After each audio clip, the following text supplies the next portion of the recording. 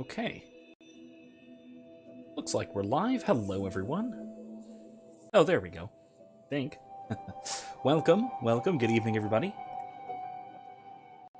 Stop it. Stop. There. Welcome back, NieR Automata. I am... mess with the... I can't until I go into the game, can I? Alright, well, I'll mess with the sound settings once I get into the game. For now, welcome back. We are all set to continue Nines or 9S's story, whatever. To get to the second main ending, eventually. We'll see where this goes. Looking at our nice, our same story from a new perspective, which I've said before, I really... Oh wait, no, it's already saved. Okay, cool. Cool. Nice. But like I said, I really like this as a kind of storytelling mechanic.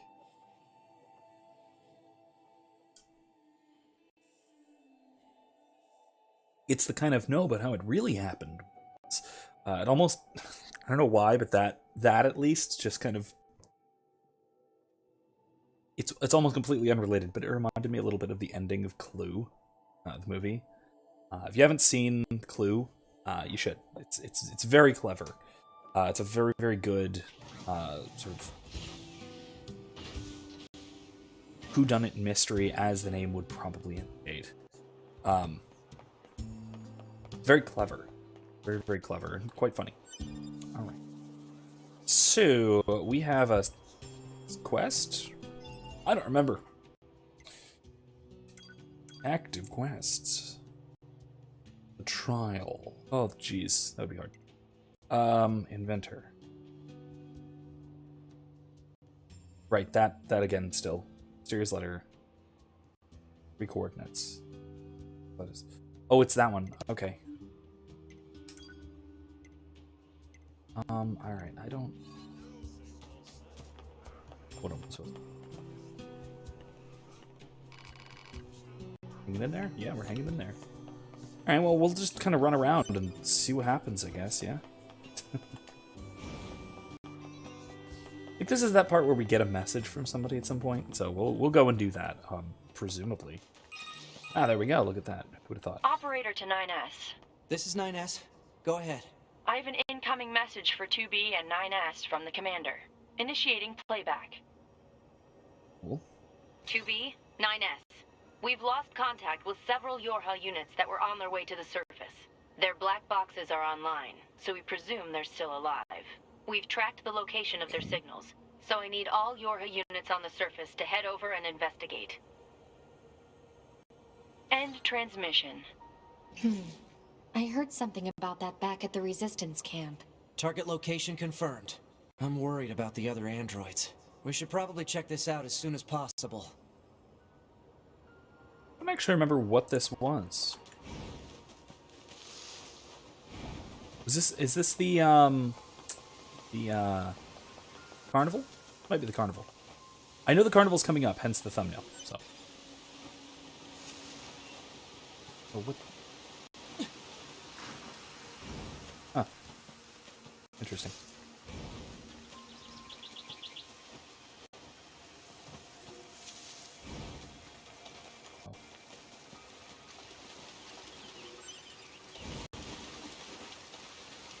Right, so on we go. So, of news, as I mentioned in the last stream, we have I have a new video up as of yesterday. I was waiting to announce, so it didn't, or actually, no, sorry, as of this afternoon. There's a box under the waterfall. I'll go look. Thanks, Gustavo. Let me go look. Yeah, I have a new video up as of this afternoon. I didn't want to post it as to interfere with my announcement for this. I'm probably going to share and stuff on the Facebook, on the Discord, etc. Tomorrow. But those of you who are on stream, you heard about this last week, and you, at least vaguely, and you're hearing about it now. Oh, hi. Oh, come on.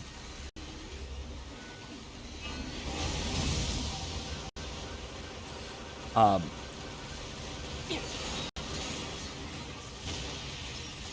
oh, come on.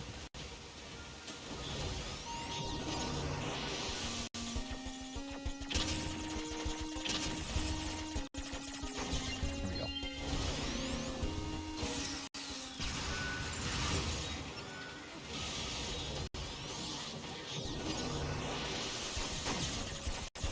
Oh, this is a hard one. Why did I do a hard one?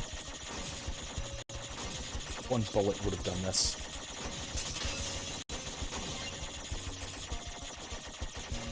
There we go. Anyway. Nice.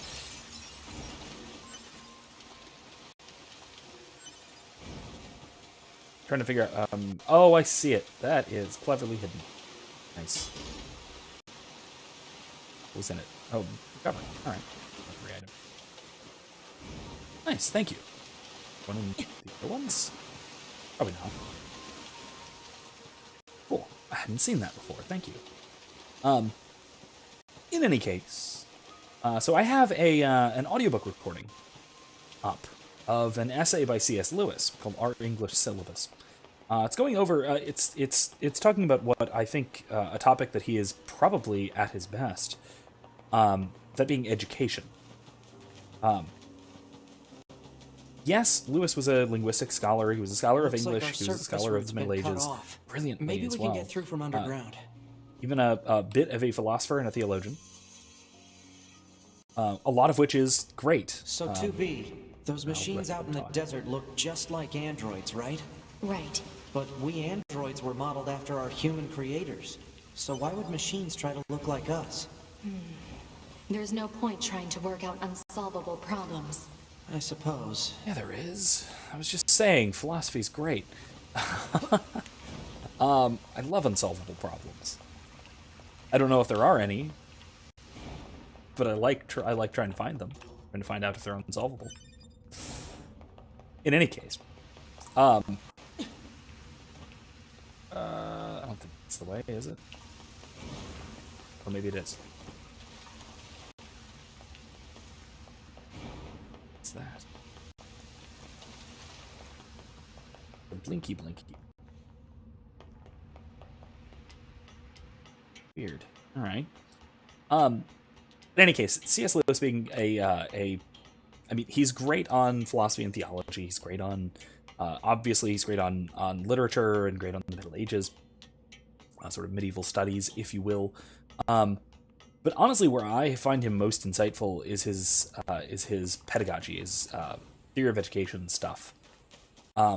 Between this essay and one of my favorite books of his, and really, quite frankly, in general, my favorite books of philosophy and of education and such, being The Abolition of Man. I think he's honestly at his strongest when it comes to theory of education, pedagogy, stuff like that. And so our English syllabus was a letter that was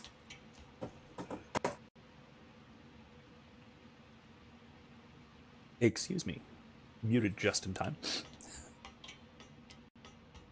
But our English syllabus, this text that I have an audiobook for that just came out today, link in the description, by the way, is equally about history of linguistics and the language, this literature. This is Tactical Support Unit Pod 042.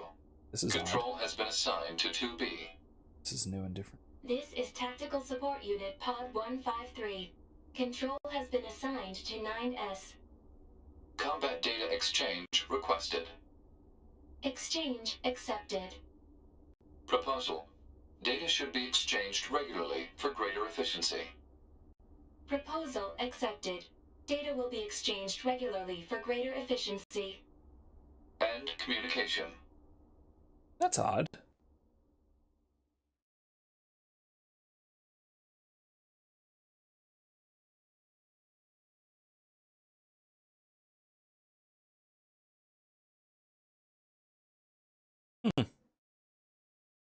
I don't know what that means.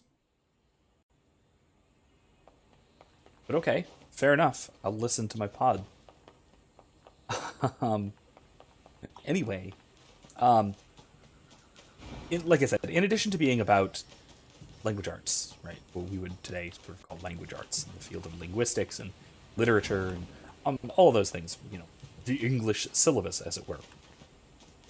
It's more, particularly the first sort of 2/3 of it, and then some really strong points at the end, are more so about the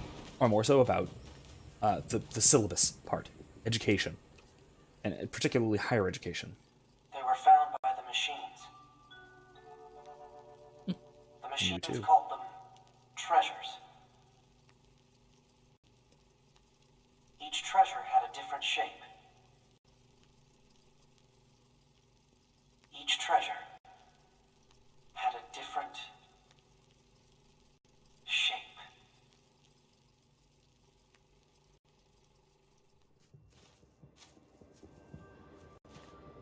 That's new too. What are those?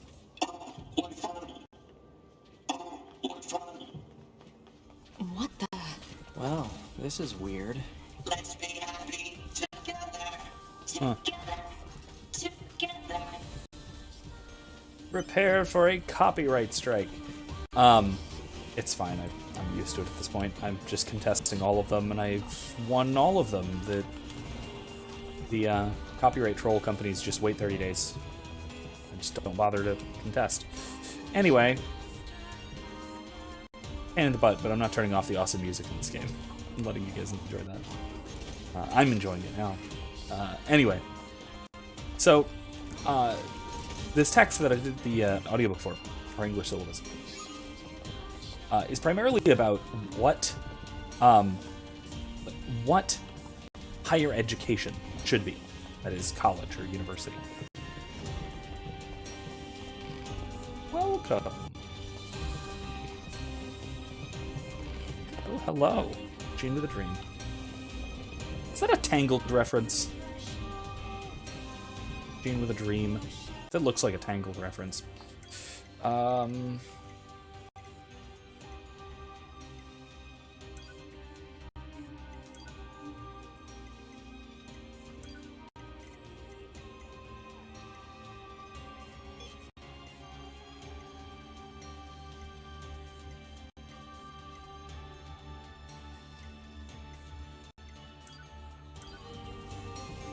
Like my retro red pod. Let's see what else I want to equip while I'm goofing off.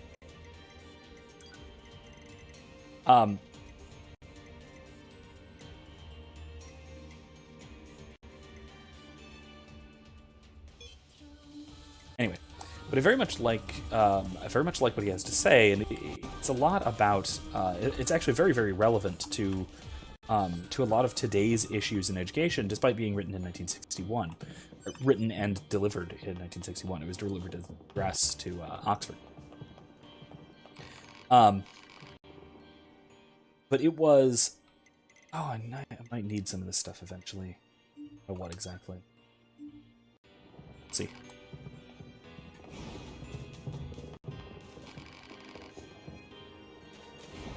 In any case, it's actually very, very relevant, maybe even more so today, especially having to do with our modern obsession with STEM, right? With higher education as a kind of investment good. I've talked about this before, both on the channel and just kind of among a lot of you guys, both on the Discord server and just in Facebook conversations and in person and in class and all over. But we have this tendency to think of education, or I guess I should say higher education, university education, as a kind of investment good. We go to college. We invest the money into going to college, because we think it's going to have a high return. Right? There's going to be a return on our investment, where it's going to advance our career. It's going to all that stuff, right? The standard shtick. We're getting resistance signals from that building over there. As to why they tell you in high school that you need to go to college, right? For your career, for more money, that you're going to spend money on college, but you're going to get all of this experience. It's going to help you in the workforce. Right? It's seen as an investment, and Lewis is having absolutely none of that. Such as that tendency was, and it was in its infancy, but it was certainly there in when he was writing in the 50s and 60s. We need a way through. Let's look around for a route we can take. Oh, crap. My bad.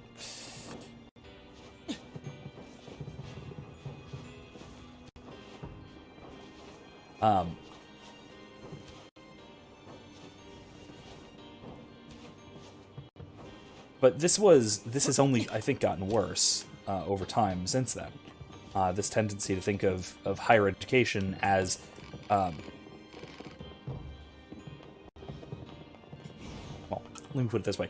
Lewis makes the distinction between education and between training and education. Training just being the tank. Training being what we think of as technical education, right? Tech school, or quite frankly, most of These machines the STEM are heavily zones. armed. We'll regret it later if we let them escape. So let's take them out. No, I don't want it. You're much more forceful about this.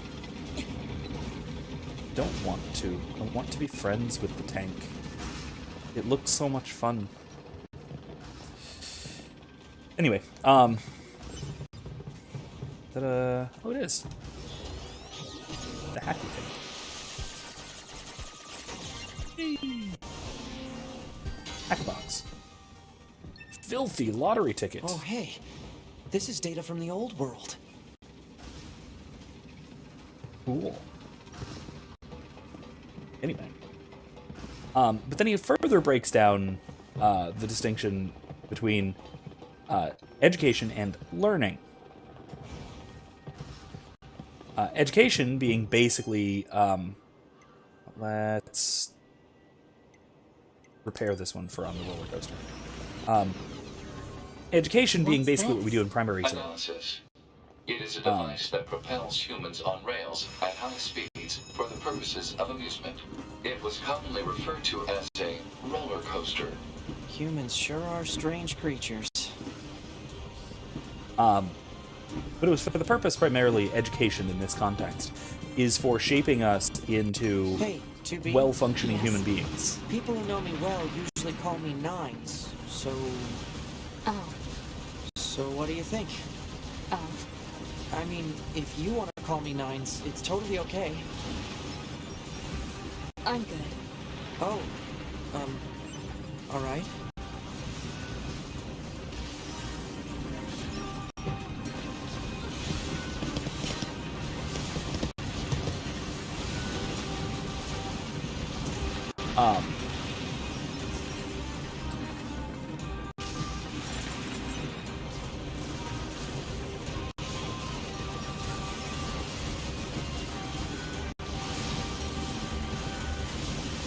So the learning, again, by contrast to education in this sense, education is basically the liberal arts education. Alert. This is Multiple what resistance members detected beneath this room. this is what Aristotle thought of in terms of education. This is the liberal education designed pretty much exclusively for the making of a better person. Boss fight time. Cool boss fight. It was very hard. It was a lot of fun. I'm wondering how this is going to go in terms of 9S doing this with the hacking.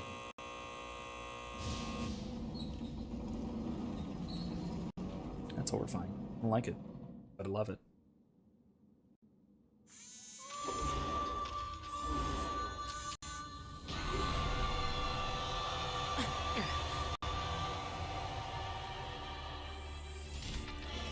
What the hell? Our records don't say anything about a machine like this.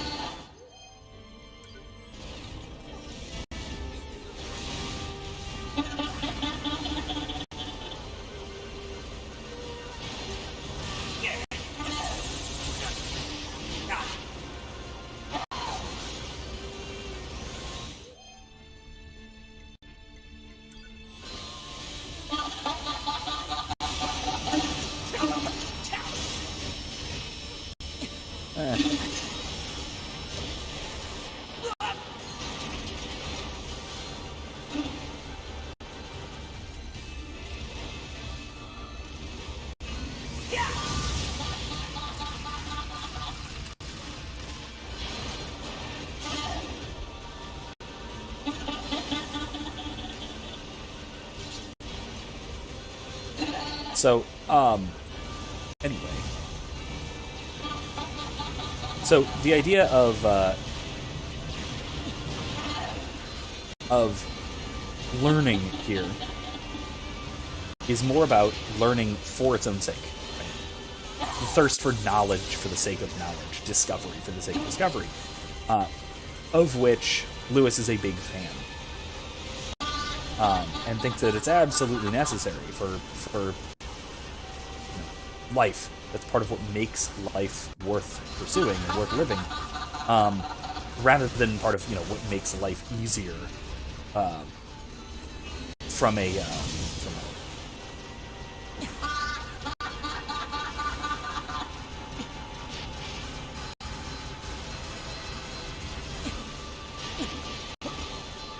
Jesus.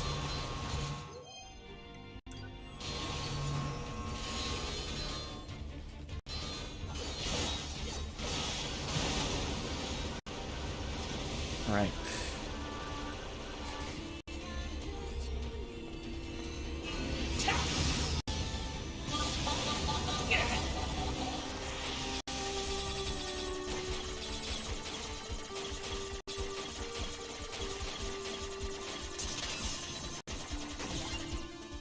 Was it trying to hack me?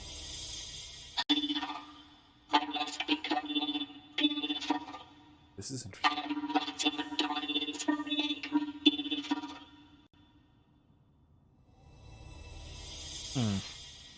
It's trying to hack us.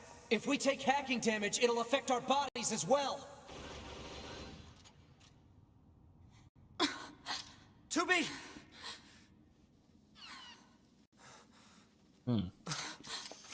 Was me indifferent.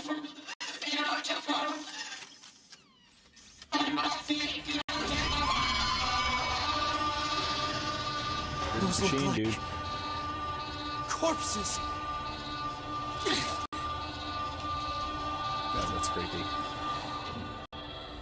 So creepy. Are we seriously being attacked with dead androids? Wait, I don't think... 2B! I'm detecting black box signals. They aren't dead.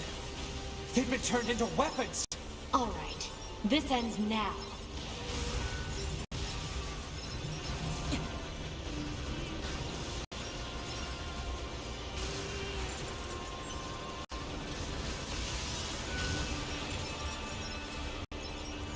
I've almost analyzed the enemy's hacking pattern.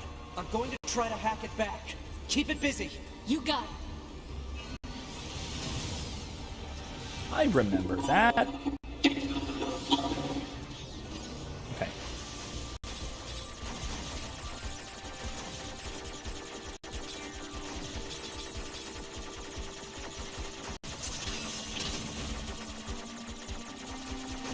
There. I get it?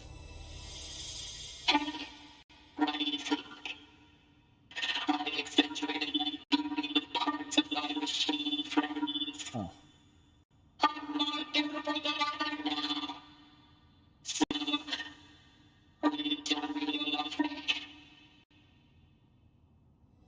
I need to move my head over about that much. Second. Ooh. Ooh. Better! Alright, let's try that. Okay. Okay.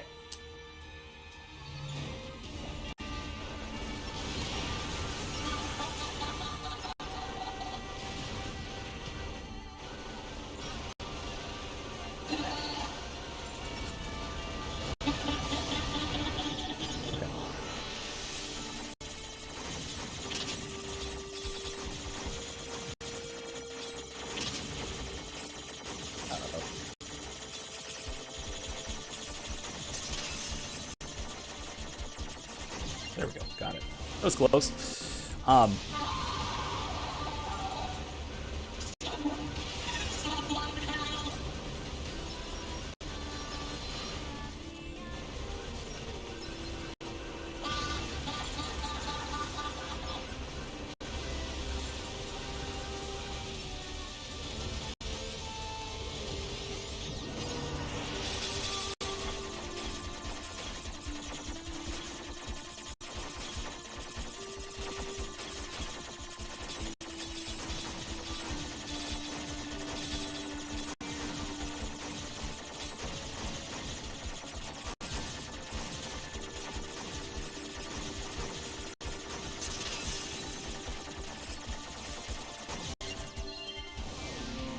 Okay.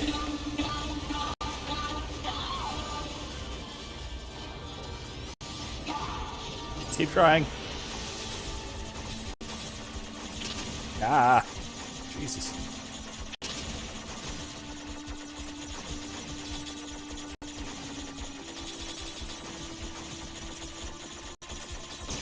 Damn it. Now I get zapped.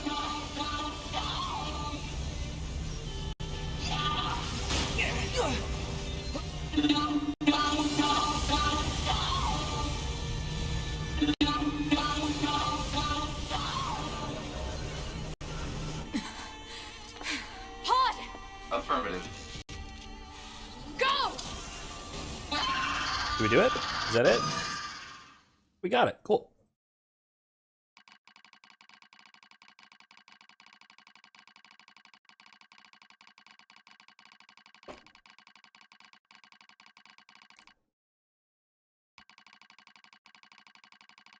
This is definitely new and different.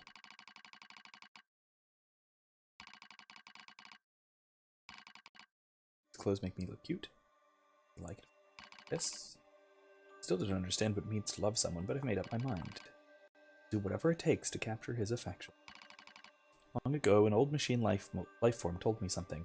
Beauty is what wins love. What is beauty? After researching the old world, I finally learned the truth. Beauty is pretty skin. Beauty is stylish accessories. Beauty is looking one's best. I will become beautiful.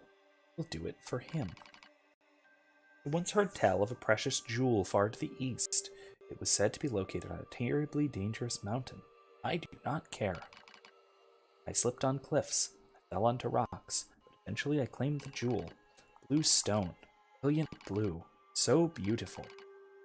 I lost many parts obtaining this jewel. I lost myself. My wounds are badges.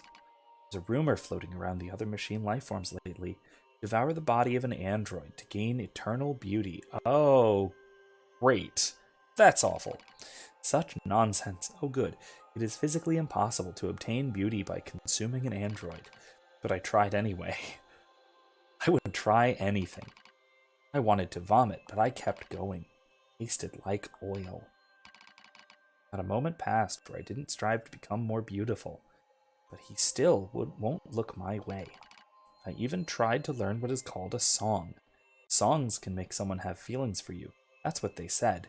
So I practiced every day, but he still won't look my way. I ate more androids. I even ate machine life forms, but he still won't look my way. He won't look my way. Won't look my way. He won't look my way. He won't look my way. Won't look my way. Won't look my. He still. That's when I realized he cares not for jewels, or songs, or beauty, or appearance, or anything else. I cannot win his love. Why have I done this to myself?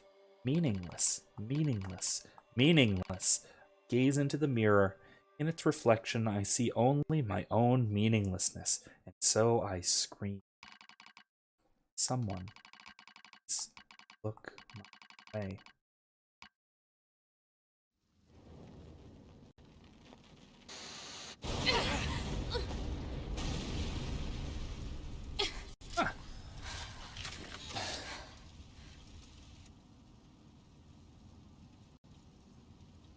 So it looks so far, to me at least, that our new revelation is here. Oh, you mean the hacking?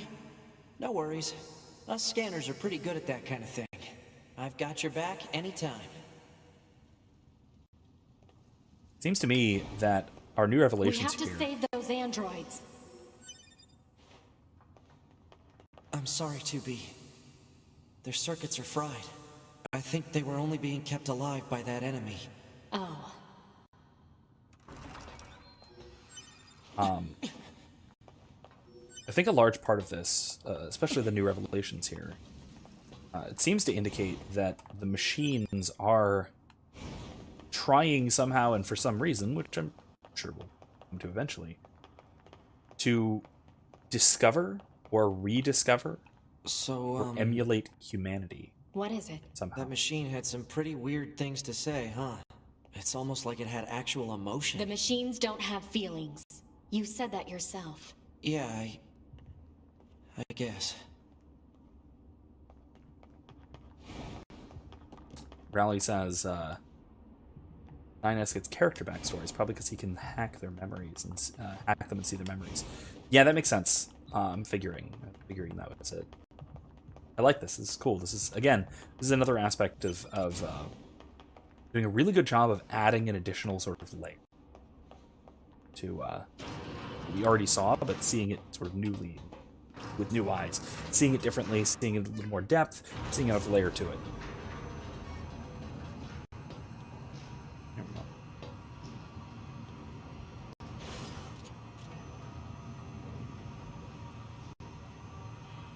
Spin.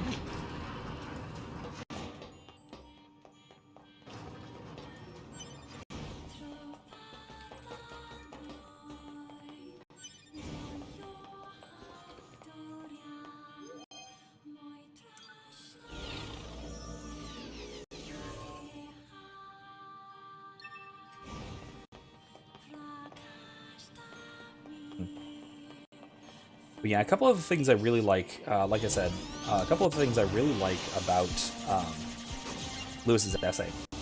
Again, link in the description. I implore you to check it out. It's really, really cool. One, something that I'm already very sympathetic to is the whole argument against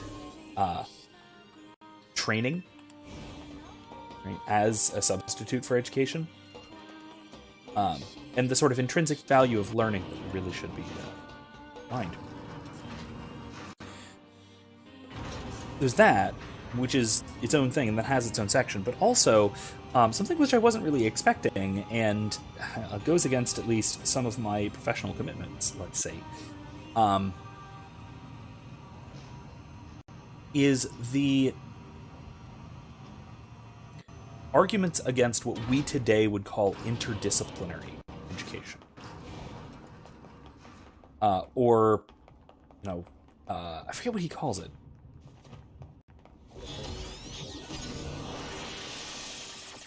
Basically against, general education at the, particularly at the university level.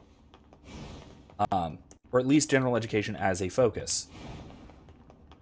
Or the kind of, what I have argued against before as the kind of survey course. I've spoken before about how I hate survey courses, both teaching them and taking them. I think they lack so much in depth. Hostiles. I am not hostile. Oh. Huh? You defeat. This thing is awfully verbose. We repay. Yeah, we know. Yeah, let's go to the village. Could be a trap. Still, we... Alright, let's go. Anyway, let's go along our way.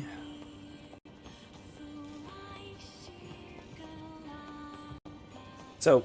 This way. Here. Huh. So yeah, the, I've taught survey courses like that. This way. This way. And I've also taught, for the USF Judy Jeff Honors College. Which is focused on interdisciplinary studies, which can be done well. I still maintain can be done well, not just because not because I'm professionally obligated to say that or whatever, but because I genuinely do think that it is a good perspective to take, to be able to take one's own area of focus and to that? learn to integrate it into You wouldn't have seen that before. other areas, right? To They're work sending well with other supplies up from disciplines. Earth to the moon and the bunker. There are no spare parts or fuel in space, after all. Huh.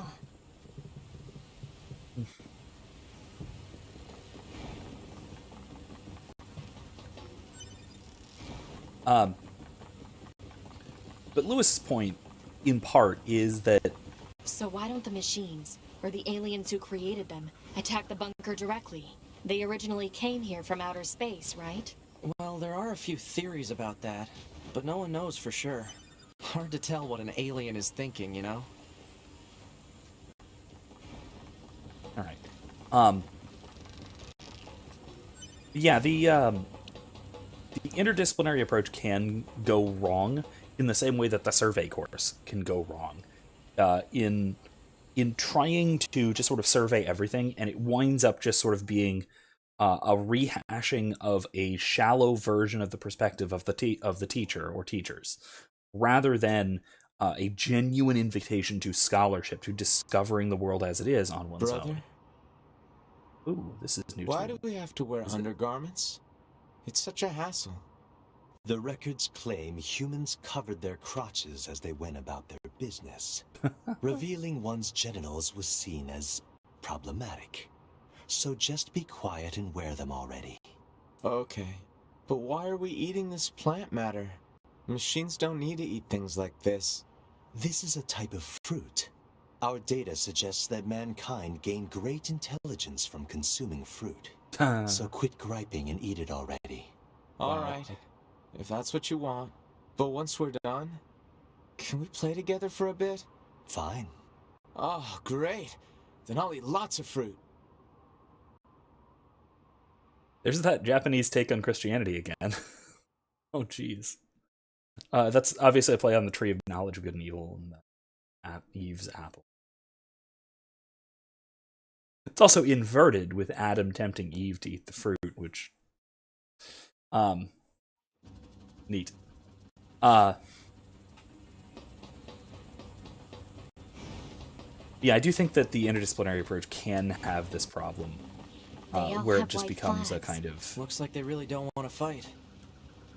Where it just becomes a kind of, like I said, pre-made, pre-packaged menu that the professor just kind of plops down for the student to just sort of pick up unquestioningly, without having to explore any further. And the best interdisciplinary approaches do a couple of things with that. One, they do invite the student to explore further, and that's one of the things that I always strive very hard to do in these sorts of classes, is to provide materials for here's a direction that you can take this research further. And that really, like when I teach the acquisition of knowledge class for honors, which is sort of the introduction to this approach, and introducing how to do this approach well, properly, and using one's own expertise and diving into things in detail and all that. The final project for it, the main thesis paper, is so open-ended it can be effectively anything. But it has to be, the intention is for it to be something that you are interested in to explore in your own way, that was inspired by some of these materials that we actually look at in class. So if you read something, say, about social obligations in Aristotle, for example, which is one of the things we read last year, then that might inspire you to look at our social obligations as they pertain to one's actual concrete situation, or one's family, or one's community, or that kind of thing. And it'll lead into a political, or a cultural, or anthropological, or a sociological research pattern. Looking at our obligations to ourselves in terms of health, right? This is another example.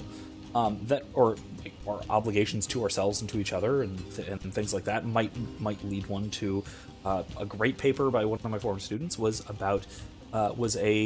an examination of exercise patterns and its relationship to diet, right? And how certain types of exercise complement or contradict other certain types of diets that will either fight against one another or complement one another, and that, in terms of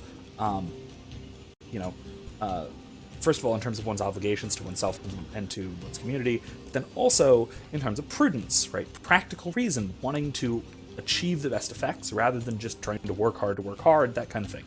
Right? It's the kind of thing where you can take your own particular interest and expertise and then use the knowledge and insights of others, which is radically different from just sort of saying, all right, I'm going to know a little bit about everything so that I can know a little bit about everything. Right?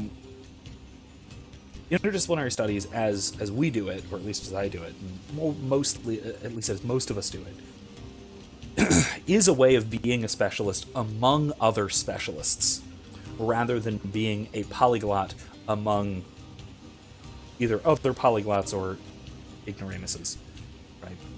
Which is the fear. And it's to avoid a kind of propagandizing, if you will. It's to avoid a kind of, here are my particular ideas on this, and that, and here they are, and here's what I think is the best part of this, and here's what I think is the best part of that. And there's a real danger in that, especially in a kind of survey course, which I will say are the textbook for our last, do I have it right here? Maybe don't. Yeah, I do. Here it is. The textbook for our last acquisition of knowledge course was this: How to Live a Good Life, by Massimo Pigliucci et al. It's pretty good, but it's survey, right? It is a kind of it goes through. The subtitle is A Guide to Choosing Your Personal Philosophy, and it is a sort of an anthology of secondary source analyses of different philosophical and religious systems, if you can draw a line between them, if you can draw a dividing line between them. We've talked about this before and whether we can or not. I talked about this book, especially in some of its benefits and some of its shortcomings in another stream. I'll try and find. It was one of my Red Dead streams, I remember.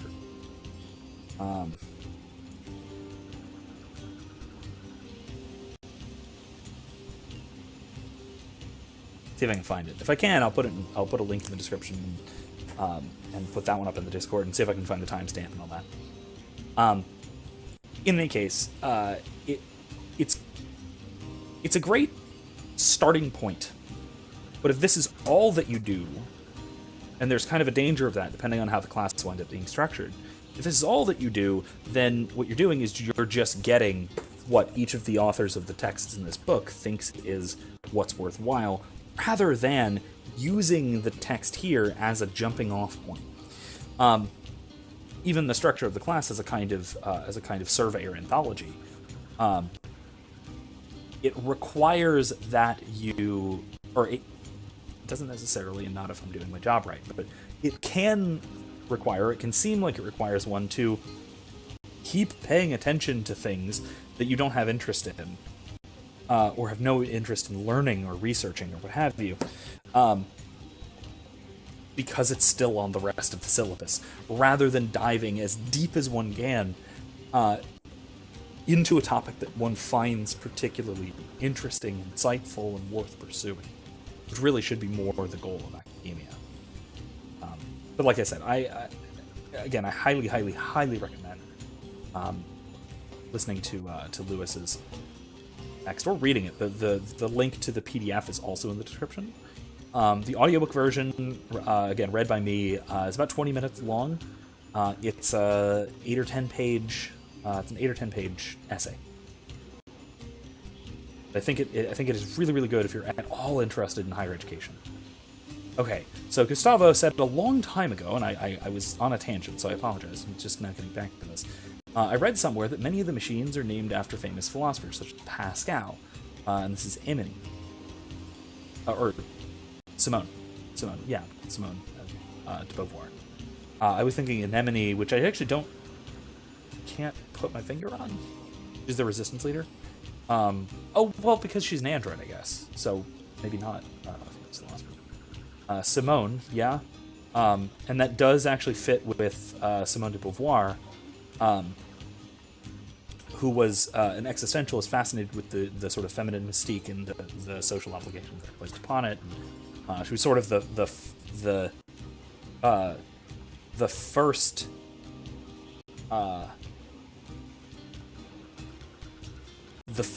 I guess second wave feminist, or the first critical feminist philosopher. Which I think does fit thematically, now that you bring that up, with a lot of what you're seeing there. This kind of beauty, but pursuit of beauty, and then seeing its pointlessness, but then continuing to pursue it, is a very existentialist motif. Like once you see the pointlessness of it, but then you need to continue it, not for the approval of others, but because one is already committed to it, decided on it. And yeah, that seems Bavarian. That's not the end. Hello. Before we begin, there's something you must understand. We are not your enemies. 2B, we can't trust anything the machines say. I understand that you see us as the enemy, but... Well, anyway. My name is Pascal. I'm the leader of this village. Those who reside here desire nothing more than to live a peaceful existence. Look around for yourself. You'll see that it's true. Yeah, this actually does kind of fit Pascal, but interestingly, some of the lesser-known parts of Pascal. So in other parts of the Pensée, Pascal actually puts forward a lot of arguments against warfare, against continuing ancient conflicts, and things like that. Right? From a sort of skeptical position, where one says, okay, well, why should we consider our placement on this side rather than that side of a border as morally significant enough to go to war over? Right? Something like that, right? And I think that this kind of questioning of this age-old and what many people think of as intrinsic kind of a conflict between machines and androids, or perhaps machines and humans, or perhaps aliens and humans, or whatever. This kind of questioning of it does fit with Pascal, philosopher, Blaise Pascal. Although, as I said, kind of his lesser-known parts of his work. So I'm surprised to see that as being the association, if that's what it is. And I think it is, I think. I can't see any connection to his more widely known sort of theological and philosophy of religion type works. So that has to be the connection, but that's a very deep cut if it is. So interesting, neat. It's cool to see that perspective is floating around here. I'm gonna actually have to keep an eye out on that for other machine life forms and what their sort of philosophical counterparts are, and if there's a connection there to explore. No, we already have something, a relationship with you androids. In fact, I'm hoping you can take this to Anemone in the resistance camp. What is it? It's a fuel filter she required. If you take it to her, it should make clear that we're a peaceful group. Alright. Cool. Ellie says, I think all the names were supposed to help characterize the machines. I don't know all the references, though. I will keep an eye out. I will say... We surrendered. I will say I don't know... I don't know all... No. I don't know all, like, modern philosophers. The verification... Emanation, please respond. Okay. Boring spam. But yeah, it's I don't know all of the modern philosophers. I don't read anyone who wrote after the end of the Middle Ages, roughly speaking, or many people. Is that a lock? Should I be able to hack this? I thought I should be able to hack that. I guess not.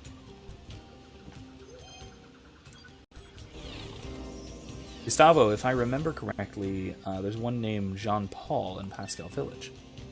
Huh.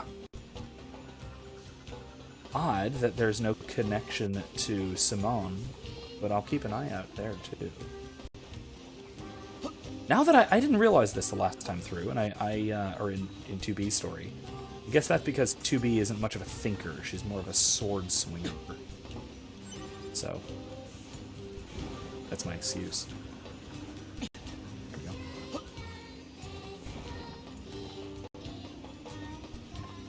So Jean-Paul is probably a reference to Sartre. Or Jean-Paul Sartre.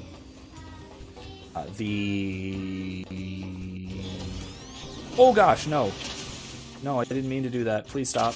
No, kill me, please. No, I didn't mean to. I'm sorry. I apologize. That was awkward. I'm okay. Machine with makeup.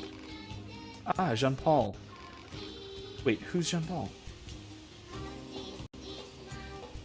That's weird. Okay. So there's a reference to Jean-Paul. And I'm wondering if that is, you know, a connection to Simone or something like that. I don't know. Interesting.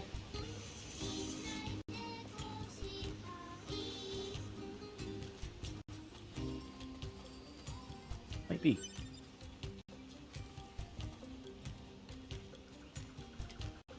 I'm not sure why makeup in particular.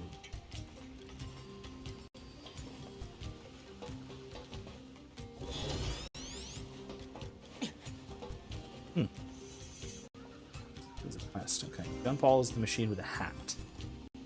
I'll have to look. Let's see. It's weird that there's bodies here. Oh, I guess some people fight them. That is an option, isn't it? Sister machine. Promise not to make my sister worry anymore. Oh, because we completed the quest. The quest is completed. I didn't expect that. Honestly, I thought we'd have to do it again because, you know, different character and all that. That's kind of weird that we already did it. You're not, John. Can I get through? And can you let me through? Not your enemy. I know, but I want that box. There it is.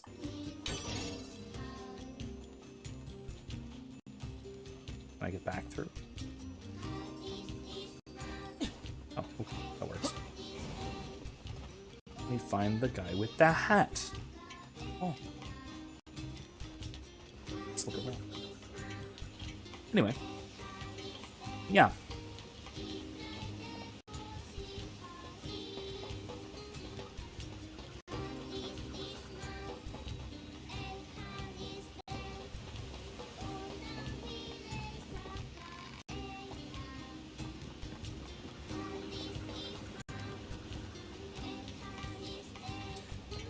Yeah, that's definitely something I'm going to have to keep an eye out for, this connection.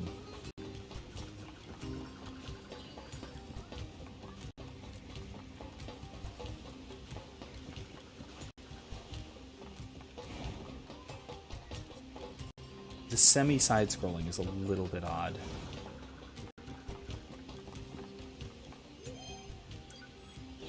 Oh, here he is. Did I just never see him before?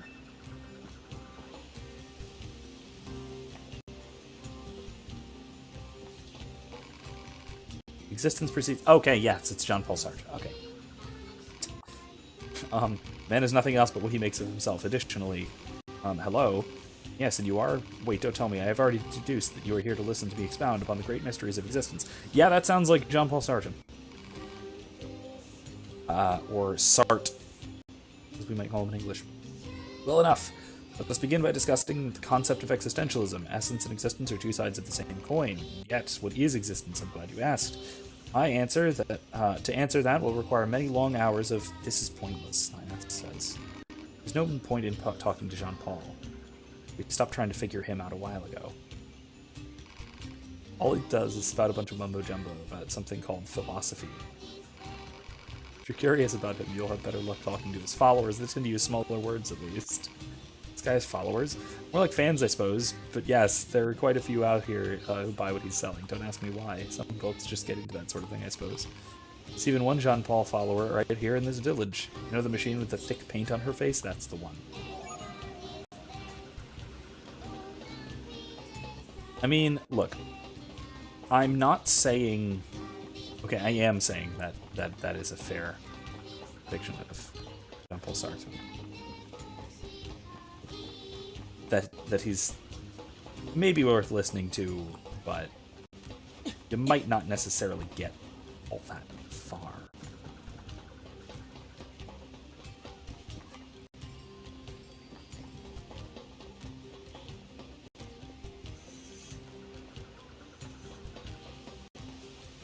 He has a fair bit of meaninglessness thrown in his attempts at profundity.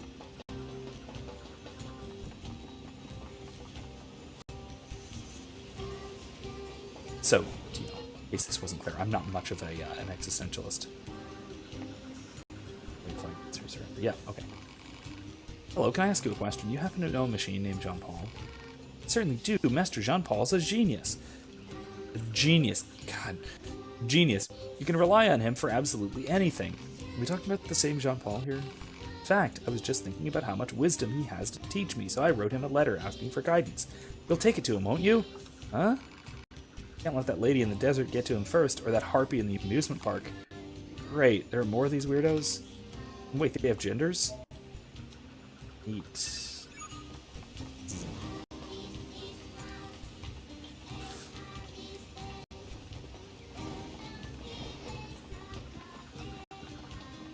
It is rather easy to sound profound without meaning very much, quoting existentialists, I will say, if nothing else. Oh yes, I see. Dreams are the mind's version of reality perfected. No! Whatever. It's a quote from Jean-Paul Sartre, but it's also absurd. Hey, Jean-Paul, we have a delivery for you. Allow me to see it at once. Interesting, a letter, is it? A female machine asked us to deliver it to you. She said she could rely on you, that you know pretty much everything. Excuse me. Yes. Now, if I may, do you believe that existence precedes essence? Is this about the letter? No. Right, but shouldn't you maybe respond to the letter?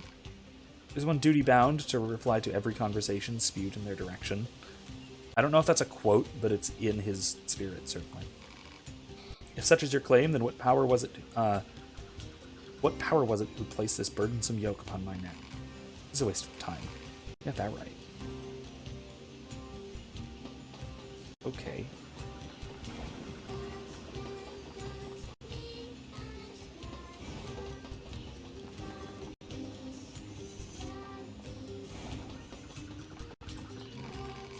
There you are. Well, what did the master have to say about my letter? Actually, he wasn't worthy. Actually, he said it wasn't worthy of your response.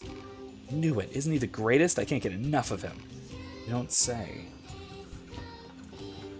Alright, so I suppose there are others for us to deliver to him from. Save. Oh. Anyway. Speaking of my my acquisition of knowledge class and Sartre, when we read our little section on existentialism, sort of a taste of it, an introduction to it. Part of what was particularly of interest there is what I have kind of conjectured for a very long time. Operator 210 to 9S. This is your regularly scheduled contact. I have something important to discuss with you today. What is it? Our maintenance team filed a complaint about how you treat your flight unit. They requested that you cease making unauthorized modifications. Well, I kinda had to. There's so much excess data sent to me from the satellite, it's delaying aim correction. If you have a rebuttal, you need to discuss it with maintenance. Fight it out if you must. Operator 210 out. Jeez. My operator's more prone to violence than I thought.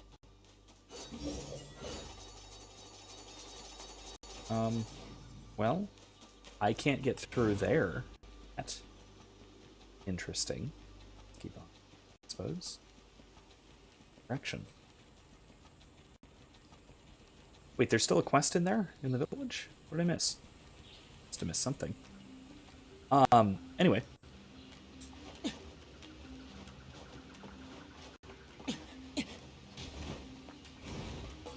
But yeah, so what was funny about this, when we got our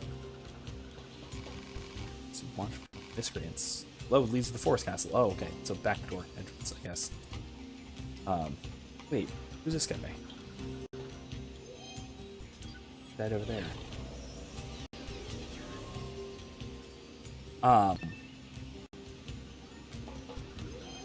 Hey, it's Vincent. But yeah, this was when we got to our section on existentialism. Most of my students at the time, these were freshman college students, honors kids, smart, didn't think of existentialism as a philosophy almost, because it was sort of already their default way of perceiving the world. And I would say that that is mostly true for most of us in our culture today, at least in the US, probably just sort of in the West generally. Existentialism is sort of the default. It has become the way we have of understanding the world in terms of freedom, meaning a sort of freedom from constraint by reality. Freedom being the freedom to construct one's own reality. I'll see if I can find a good video on this being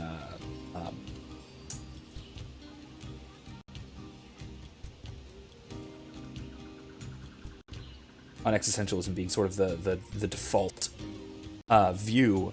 Bishop Robert Barron, I know, has talked about this a couple of different times. Let's see if I can find a good one. How it's basically sort of the default way we see the world that started in the high-minded philosophy of the early 20th century and has just sort of percolated down and has become, just sort of how most people think the world is and don't really think about it. And that kind of naive acceptance, or that uncritical, unquestioning, unexamined acceptance of it is, first of all, wildly inauthentic to the point where Sartre would be offended that that is how it works, while also being pleased that a lot of people are following the ideas, so it's neat and interestingly, innately contradictory. But also, it's a problem because when we don't notice what our worldview is, if we don't see it as a worldview, we just sort of see it as the default, then it's hard to see how it works. And that means that it's hard to alter, it's hard to correct, and it's hard to react to others. It's just like how basically no one thinks they have an accent. Right? I don't think I have an accent, but if you ask somebody from anywhere else in the world, sure I do. I don't know what to call it, because it is a kind of nondescript, generic American accent, if you want, I suppose. Just because I'm from Florida, and Florida's this weird melting pot from damn near everywhere in the U.S. But it's still distinctively an American accent, and I don't see it as such. I just see it as, oh, I don't have an accent, I just talk. That's what everyone thinks. And so it's very, very hard to teach your accent, for example, if you wanted to show somebody how to talk like you do, if you don't know what's unique about it. Welcome to our village, Father Robot. Father Robot. Thanks, Mother Machine. Child Machine. Nice day we're having. Let's see what this guy's up to. You there, you must help me at once. What, me? My son's put some kind of electronic lock on our house and hold his full self inside. I've been sitting out here for ages and he's simply not responding to me at all. Oh, excuse me. I think what you need is a family counselor. I mean, not that machines have families to begin with. I insist that you help me get this stupid door open. Just break it down and get my son out of there. Yeah, let's help. Right, sheesh. It's an electronic lock, alright. Hello in there, hello? Mother's worried about you, so how about you unlock the door and come out? It's like he's ignoring me. Proposal, destroy the core to open the lock. Seems to be my only option.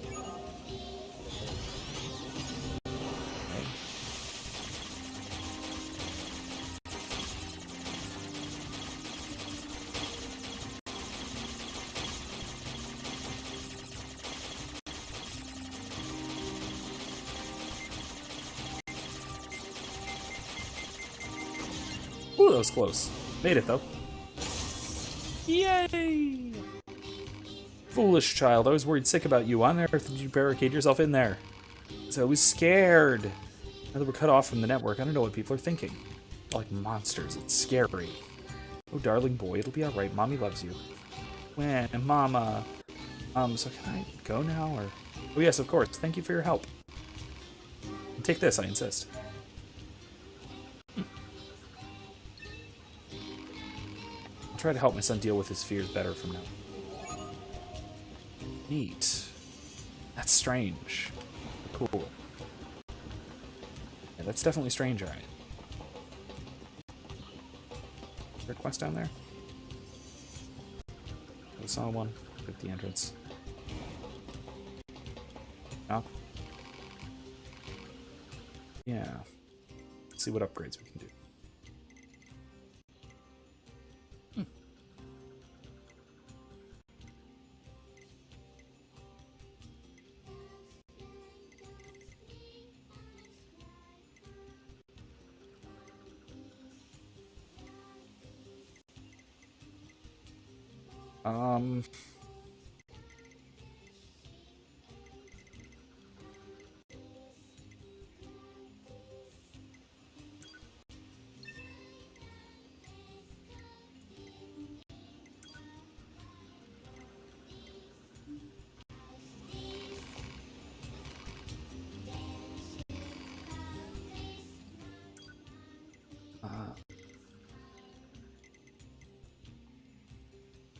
Here's control anomaly.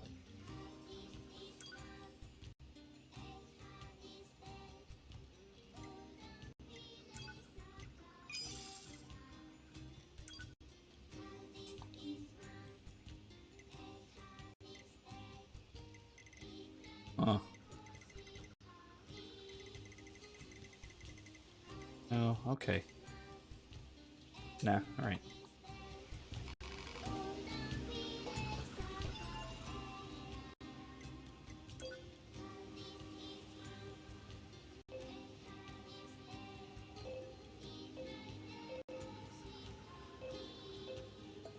Alright.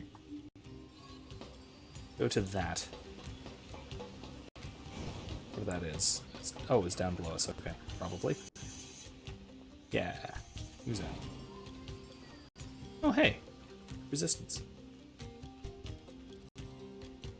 Have I looked at the stuff in the archive? No, I haven't. Is there anything in particular I want to? No. Sorry, is something wrong? Mercy, please, just let us go. I think there might be some kind of misunderstanding here.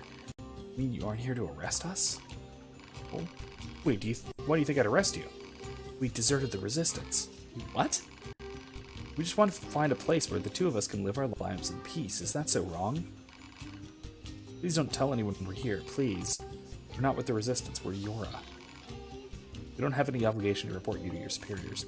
Goodness, still, if you guys stay here, they're gonna find you eventually. You don't have a choice. My locomotion functions have been damaged. We don't have the necessary materials to perform repairs. I don't suppose you'd bring us the materials with you. Huh? Who, us? Can't get them for ourselves. If we leave this place, we'll be found for certain. No, it's a task, but yeah, let's help. Elaborate gadgets. Okay, one in the factory. We don't have one on hand, do we?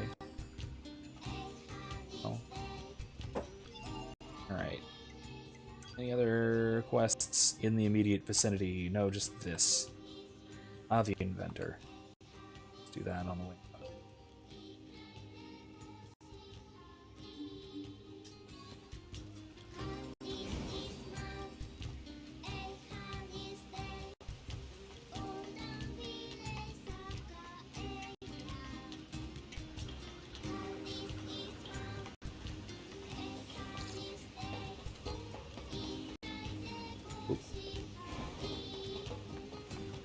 Oh, yeah, I do.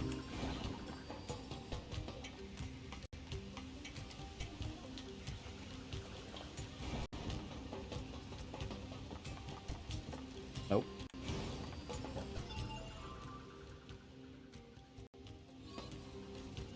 Hey, look, I'm dumb.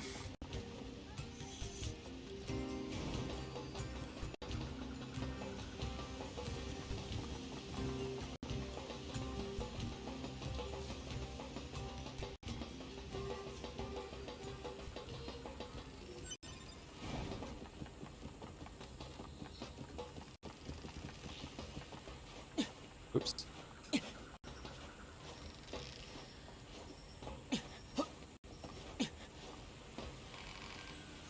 Currently invested at the tune of 500 invest.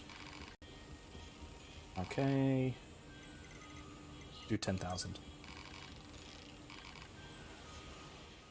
2 days later. Okay, I've done it.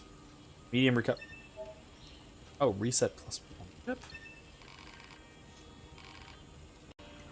Not this time. Okay. I'm going back to the... Whoops. Go to jump. What's next? Myra.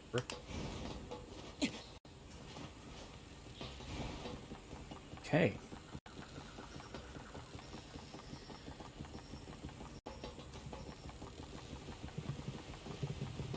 Run!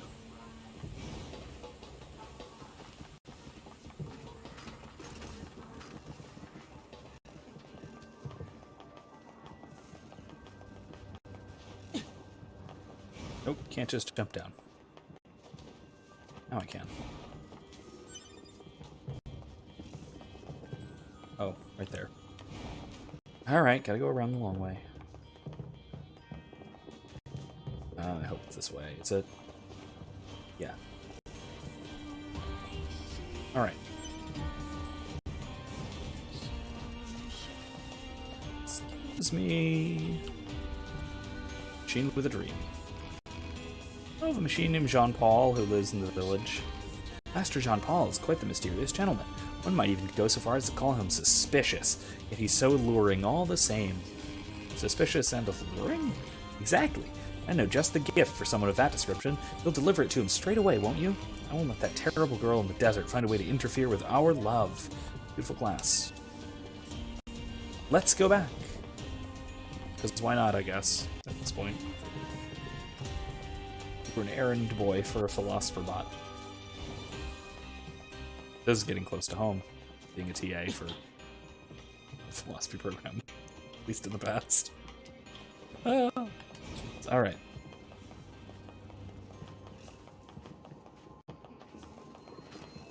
I mean, this is basically what being a TA is like.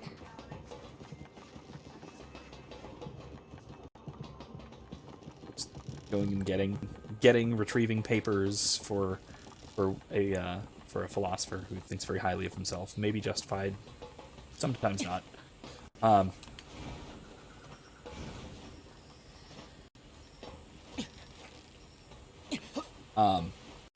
Not necessarily creepy love letters, thankfully, but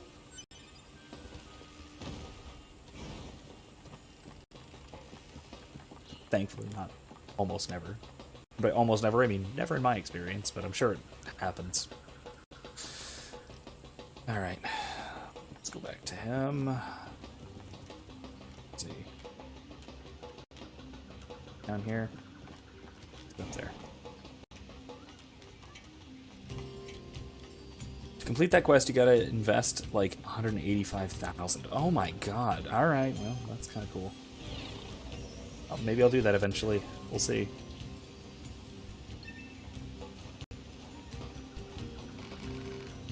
I'm staying inside. I love lazing about the house and enjoying the view. Well, you're learning to be a human, I suppose.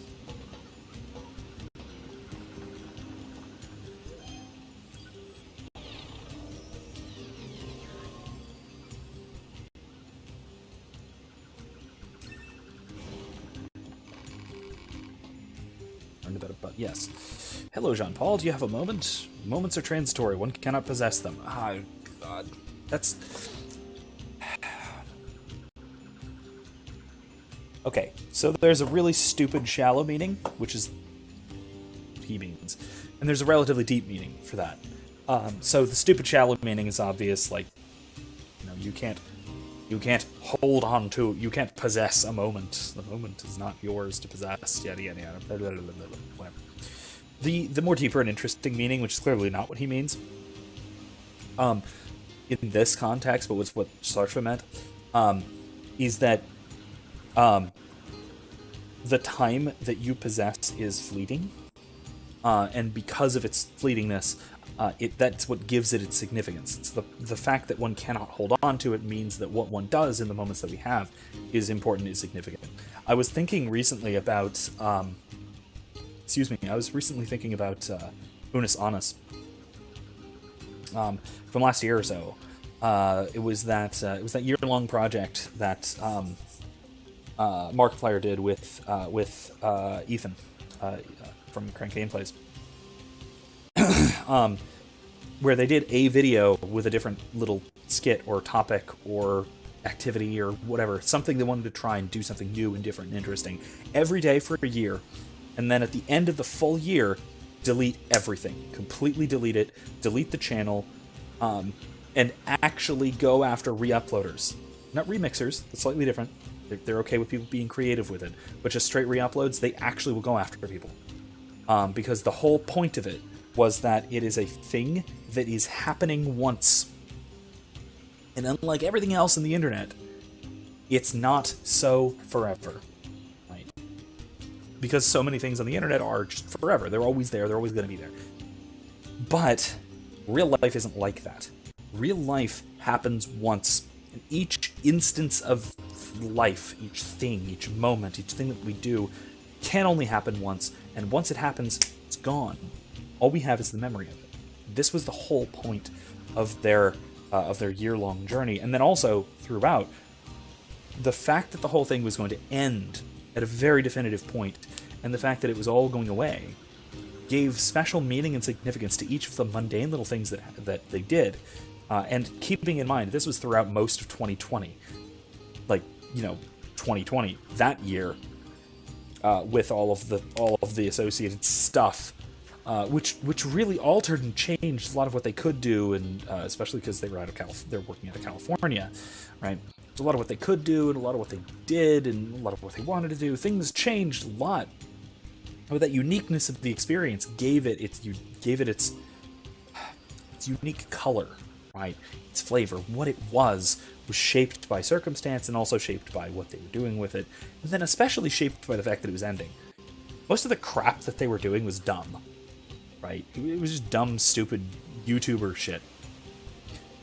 But even the dumb stuff, like, for example, one that sticks in mind because it reverberates with some of my own experiences, Markiplier teaching Ethan to march, like marching band march, properly march, like with a trumpet.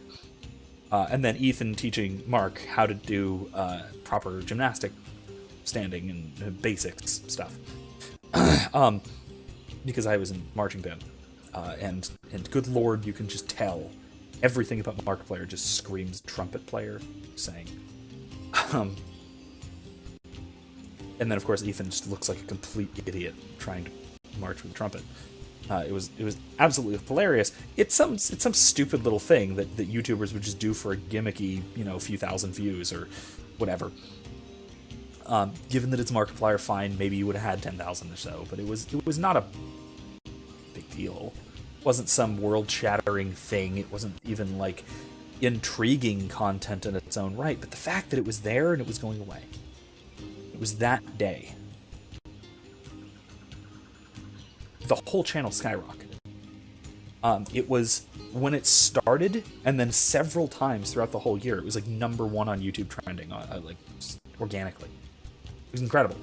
And it was a great experience. I really, really enjoyed just sort of going on that journey as well. I was there I was watching the live stream when the whole thing disappeared, because they did a live stream for the last 24 hours, and then they killed it. Killed the channel. Clicked the delete channel button live on air. I don't know if anybody's ever done before on YouTube, like live streamed killing their own channel. Kind of weird saying it like that. But it was really cool. It was really cool. It was this weirdly transcendental experience of watching the stream, and then the stream ended. And then if you refresh, it goes to the channel. Empty. And if you refresh, it says the channel doesn't exist. Go to the other sites, the other sources, and everything else. Things are just, one by one, gradually disappearing. It was a lot more gradual than I thought it would be, and it was set up to all happen at once, but because of how digital environments work, right, it died slowly as just sort of finessing bit by bit into nothing. It was a weirdly profound experience, that kind of thing. And that was just like, it was a YouTube channel that had existed for a year, where they did something wacky and stupid every day. And that was enough, the finitude of it was enough to make something that insignificant into something significant. Now imagine the significance that gives to your life. That was a lot of Sarge's point. This point is that, look, the moments that you have, the things that you do, they matter, because they're not coming back. You don't possess them. They're there and they're gone. Then you have the memory of it, and then it'll all end.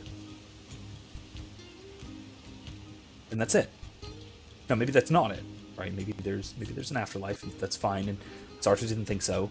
But even if there is, it's a radically different kind of existence, almost certainly, than what we have here and now. And so we still have this sort of finitude that shapes the meaning and significance of our actions in each and every moment. Again, in the same way that Unus Annus really, really drew attention to. Funny enough, it happened to be basically throughout the same time that I was teaching this book, from this book, How to Live a Good Life for my acquisition of knowledge, of course. And Memento Mori, Remember Your Death, was a big theme. Because it's a big theme in Stoicism, in Aristotelianism, in Platonism, in Christianity, in a bunch of things that we were reading about, in existentialism, obviously. But that it's this, remember that you're going to die, and let that shape your actions, and let that inform the decisions you make now in life. A lot of philosophies of life, let's say, stress the importance of remembering one's death, and remembering what impact that has, or should have, on the decisions that we make here and now today while we're living. It's one of my favorite lessons. That, and to know, and to try to know yourself. My other favorite lesson that I always try and teach, at least a little bit, in every class. Okay, so I got two more. One being, this one I borrow from Jordan Peterson, but I think it's essential to ethics, is to know what you are negatively capable of. Put in Jungian terms, I guess. Know your shadow. Know what you could be manipulated into doing under bad circumstances, so that you know how you could, and if you could, avoid it and maintain your virtue. What is that? The other thing is the convertibility of being and goodness, which is the theme and thesis of my dissertation. It's the primary area of my research. I think it's the fundamental. Single fundamental principle behind metaethics, sort of pre-modern metaethics, and it would suddenly make sense of metaethics, which we have lost and gotten confused about, if it were to be recovered, and that's basically my thesis. My central area of concern, it's my central research topic of interest, and it really forms the basis of most of my research, most of my writing, and most of my reading, and most of my teaching, because I think we're missing out on it. It's super important. Anyway, those are my top three things that I always like teaching and like including in whatever class that I can. Brought up by Idiot Robot Man in a top hat. A moment past is a moment lost, a symbol of idle, unrestrained apathy that, can you please just take this present already? Actually, 9S, despite his dismissiveness, has a point here. Stop spouting off and actually... You're saying that you need to value this moment, and then you're just dismissing this moment for the sake of spouting about how much you want to value this moment. Well, oops, what have I just been doing? Gift, let me see. Here you go. Ah, yes, fascinating. The machine who gave you this said you were both suspicious and alluring. It seems this so-called gift is nothing more than a piece of unadorned glass. Ugh. Therefore, I can only surmise that, do you want us to bring a message back to the woman who gave this to you? For mere trifle? No. Okay then, let's go. Are we supposed to actually go back now? Oh no, not another quest. Did he do it again?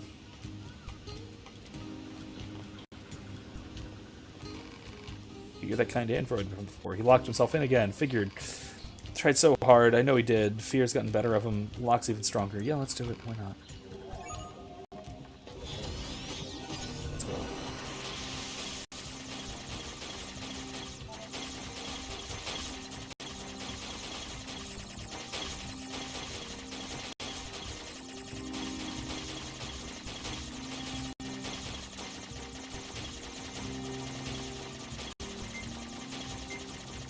Oh, come on. Damn it.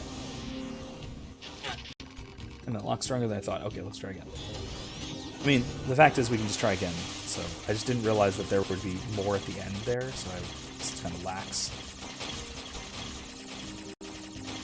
I think it used it.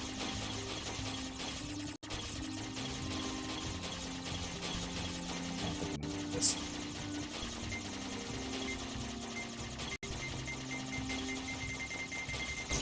Damn.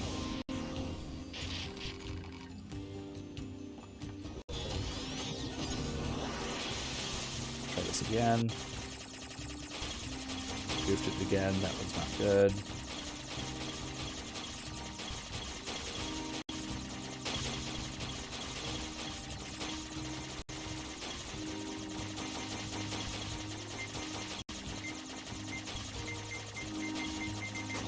Yeah, that was close. Got it, though.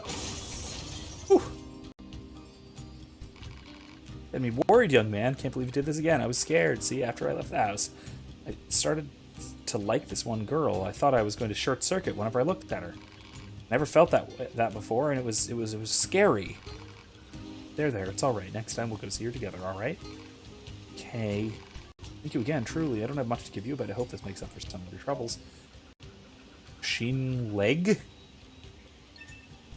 Okay. You have a pretty visit. He seems fond of you.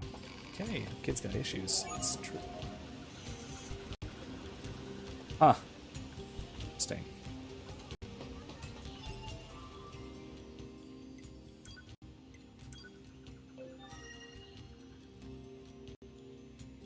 Alright, let's go back here.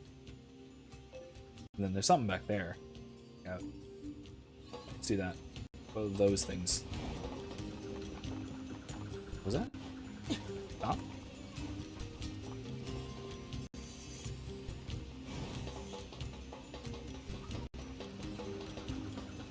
Okay, back we go.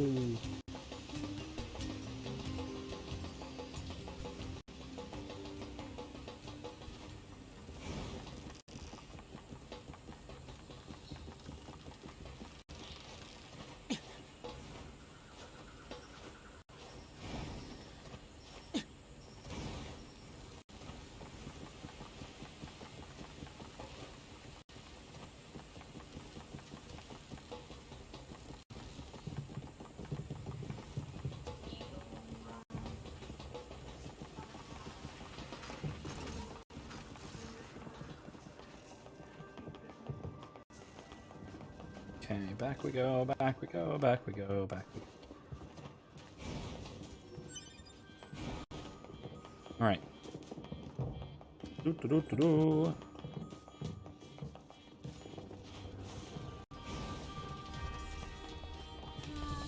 Alright. Did you give my gift to Master Jean Paul? That's not what he said. He said it was a mere trifle. Such insight, such truth! He sees to the core of things in a way others cannot. I shall follow you for the rest of my days, Master Jean Paul. That's a long time. Is it, though? Again, I'm thinking in existentialist terms that no, the whole point of... A major point of existentialism is that existence, even if it does last for a very long time, is in the grand scope of things. Because it's finite. Not all that long. Like, it's importantly short existence of any duration. The durational existence as such is actually quite short. Oh, not that. Oh, want that. How do I remove marker?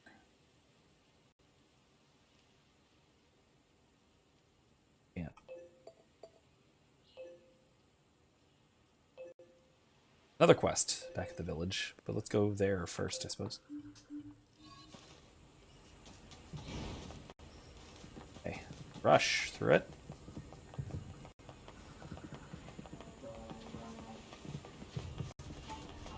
I guess the thumbnail was rather appropriate. I am mostly going to be doing carnival stuff tonight. Which also probably means I'm going to have to file like 6, 7, maybe 8 different copyright appeals. This song is one that the copyright ID thing just really hassles you about. Like, really bad.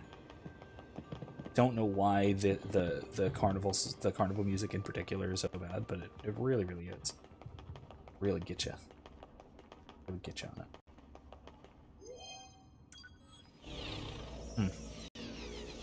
It's not here, is it? Are we downstairs? Unless it isn't. It might be here. There. It's probably the one, that elevator downstairs. Looks like it. Anything else here? Oh, no, can't jump on that stage. Alright, let's go.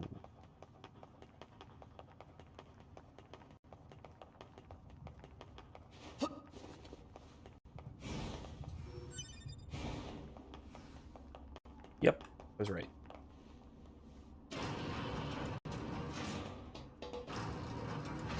Okay.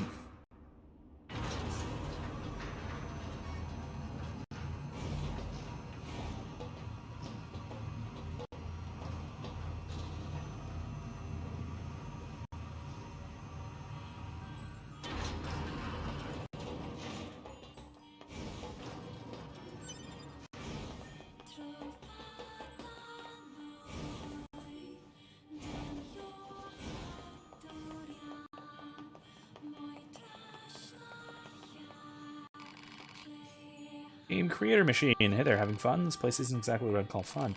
Good point. It's more like an unamusement park, eh? That's why I'm thinking about making a game. Oh, yeah? Yes, a fun game that anyone can play, if only I had the materials. I don't suppose you could help me. Yeah, sure. Excellent. All I need is a single tricolor cable. Just let me know when you find it. If you know what you need, why don't you go find it yourself? Tricolor cables are found inside the machines in the amusement park. You don't expect me to slaughter my own kin, do you? You could just decide not to make the game, you know. Never! My creative urges must be satisfied! You just said, oh, forget it. Machines carrying tricolor cables are quite aggressive, so be careful. So... Oh.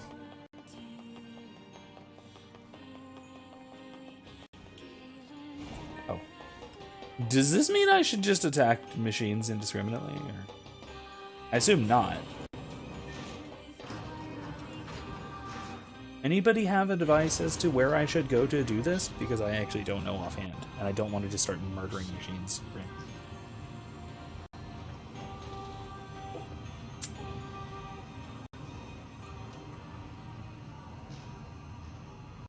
It's not the tank, is it?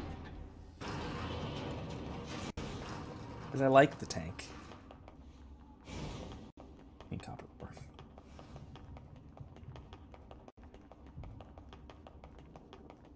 Is it the ones on the roller coaster? Maybe? When it says they're aggressive, I feel free to somebody actually spoil this a little bit for me, at least mechanically speaking. Would this be, do I just need to fight somebody, or should I just go and do, the roller coaster thing?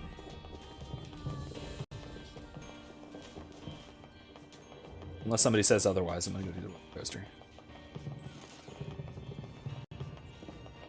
Or unless someone attacks me.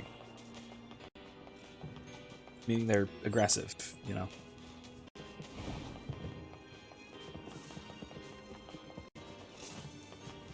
Arcade. You need to kill the machines. Alright, well, I'm gonna go try the roller coaster thing. If that doesn't work, then I'll start slaughtering needlessly.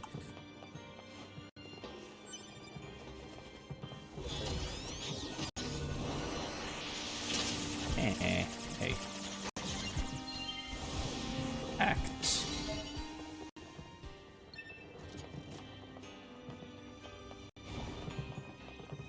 So if I attack some of them, will they all suddenly become aggressive? Because I kind of like chilling in the amusement park. I don't want this to become a hostile zone if I can avoid it. At least not yet.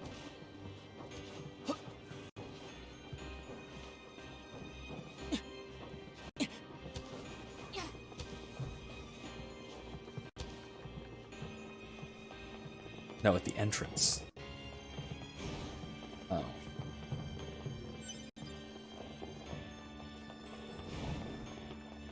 Not back here?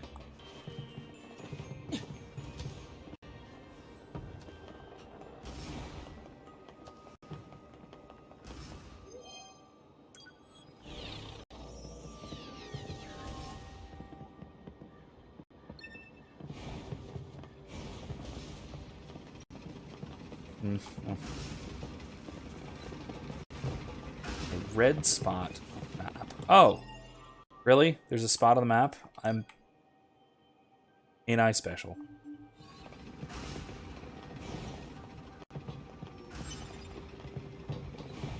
Is there a way to go back?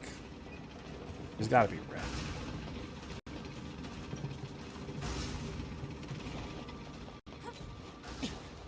Yeah.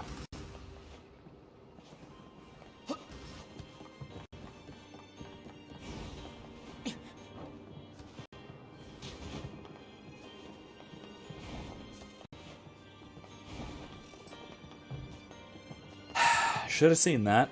Red spot. Thank you, Gustavo. I'm glad I found that event. Glad I saw that eventually.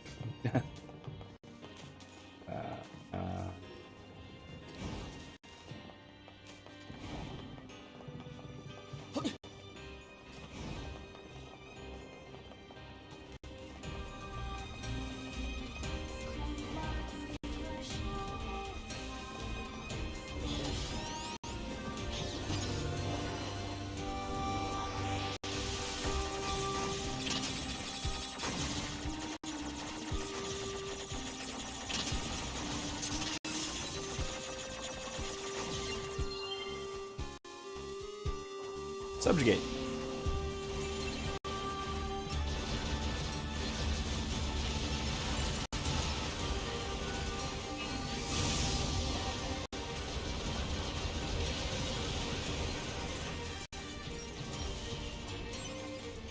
Nope.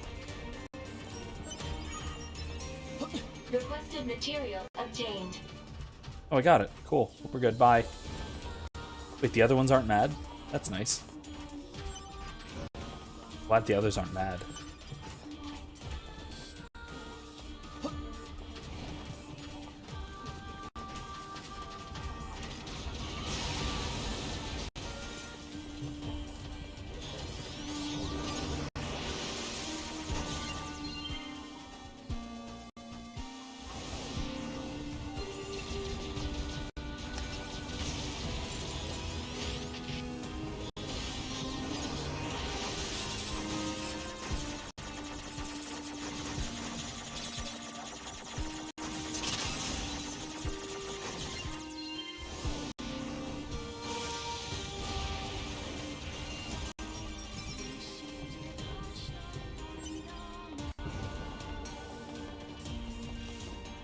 Yay, the rest aren't mad. That's good. Oh, wait.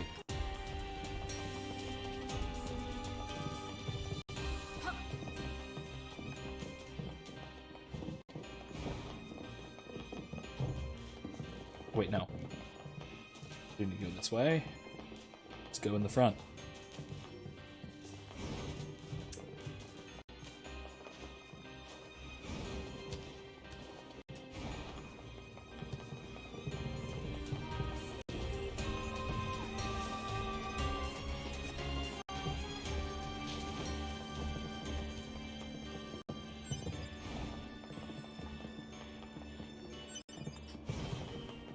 Okay.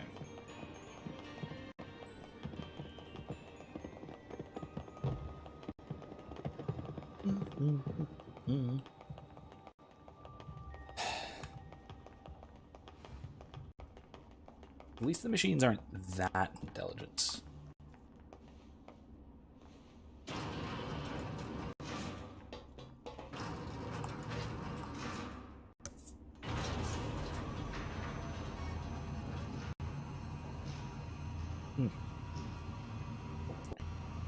Okay.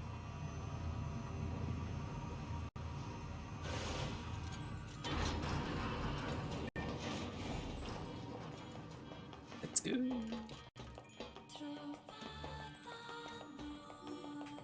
No.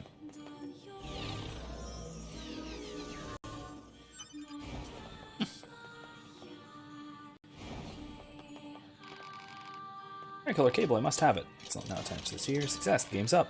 It's this game of yours anyway. It's a shooting game. I have the feeling it's still really buggy though. Appreciate it if you could debug it while you play.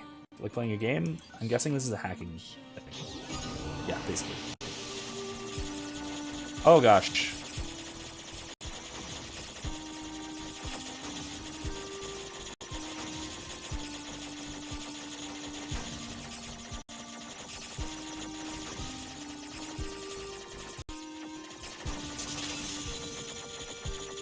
Oh jeez.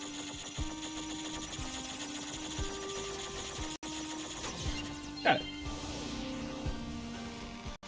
Congratulations, did you enjoy yourself? Is there more? Like playing? Is there another thing to do, or?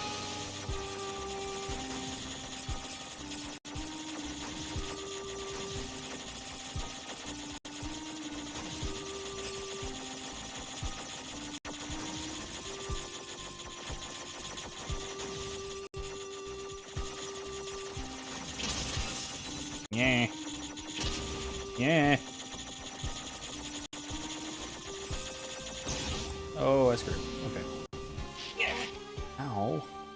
Alright, well, I don't need to play again. There's no more, thing, if there's no next step yet. Come back later. Those.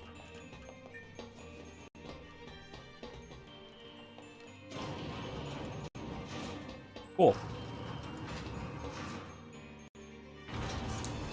Well, we'll wait and see if there's anything else in the area, but I think we're good to head back.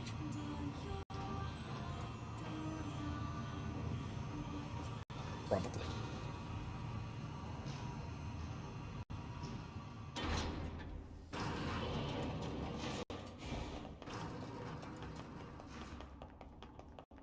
Speaking of crazy carnival shenanigans, oh, it's daytime. I don't know if I've ever seen the amusement park during the day. Have I? It looks weird to me, for some reason. I don't know. Maybe this is normal, but no, it's weird to me. Anyway. But yeah, the, one of my favorite artist, comedian, musicians, big combination, is Bo Burnham. I've been a fan of his for a very long time, since the very, very old, like, YouTube days back in, like, high school and college. And he just recently, apparently released a new special on Netflix. I haven't had a chance to watch the whole thing yet. But one of the songs, which is out on YouTube, called Welcome to the Internet, is brilliant. And it is it's just a perfect example of his great satire. He is a strangely brilliant satirist. Actually, is there a way out this way? Let's go out. Building. I thought there was a way through, but that I had to push something or something, but not. What was that? Like a chest. No. Okay. All right. But anyway, it's very carnival themed, I suppose, in terms of like style. It's really well done. It's very witty and clever, and it's a great satire of what the internet is, what it has become, what it is becoming, all of that. Especially really when you compare it to like similar themed stuff from, in one example, 11 years ago. Say his very stylistically different but thematically similar Welcome to YouTube, which was talking about how YouTube was in like 2010. It was so radically different, and it's a great reminder of how radically different the internet was all those years ago. I mean, it's not that long ago in the big scope of things, but in terms of the internet, 2010 was a hell of a long time ago. And things were vastly different than how they are now on the internet. There's a glitch in the game you need to find fast. Huh. Okay. I'll keep that in mind. Next time I go back there, I'll try and find it.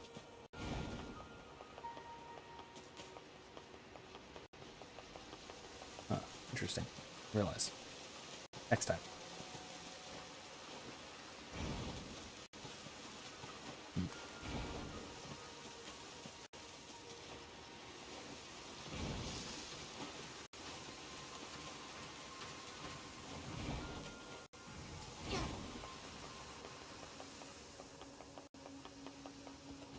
But yeah, it's brilliantly written satire. I highly recommend it. It's also, as with most of his songs, really catchy. It's great overall. It's just fantastic. Highly recommend. What's this? Ow.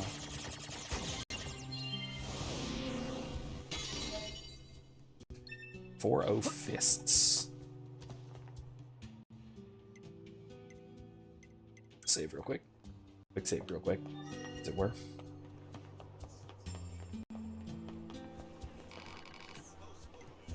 Maintenance. Can't. Need pure water, natural rubber. Use. Nah.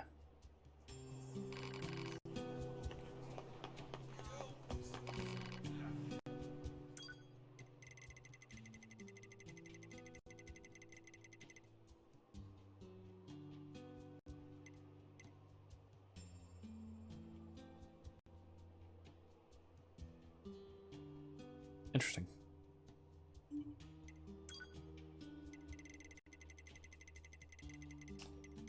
Any crap?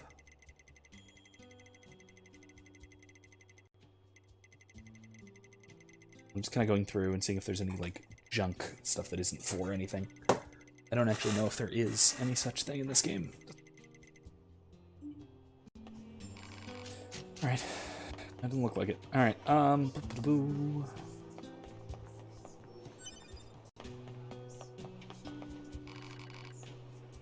See an enemy. I've got a package for you from a machine called Pascal. A fuel filter. Perfect timing. We're running low. Wait, you met Pascal? Sure did. You've been consorting with machines, huh? Just the ones in the village. They're totally harmless, and they also have the means to construct intricate devices that we can't. In exchange, we provide them with oil and other materials. I guess you'd call it a form of commerce. I see. Anyway, if you're headed back out there, please take this high-viscosity oil to Pascal. Okay. Anything I need to do while I'm out here?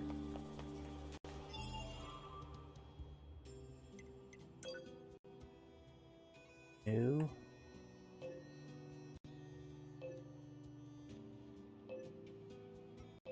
Arc. Game dev. Castle. Village. Forest. Oh, another John Paul. Renbot. Thing. Wandering couple. Oh, the thing for them. Thing. You're the city. Huh. You're the desert. Oh, it's the fighty guy. The Kung Fu Master dude. Alright, so let's just quick travel back to Pascal. Oh, can't. Well, what do you think? He just started transmitting to us directly. Now do you believe we're not a threat? Your mouth can say anything it wants, but you still don't have a heart. I suppose that's technically accurate. Yes, well, you're free to visit our village whenever you like. How about right now? Transports. Oh, I can't. Lol JK.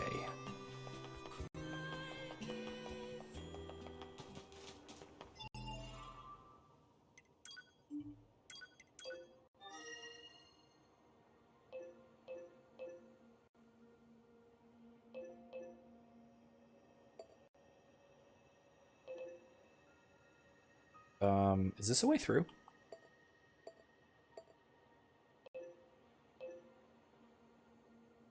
It might be. I might have to unlock that later, but I'm gonna go try it. I'm gonna see if I can get through there. Might as well. Probably can't, but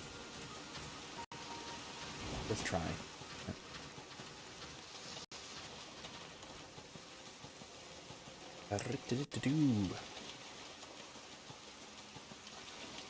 Okay.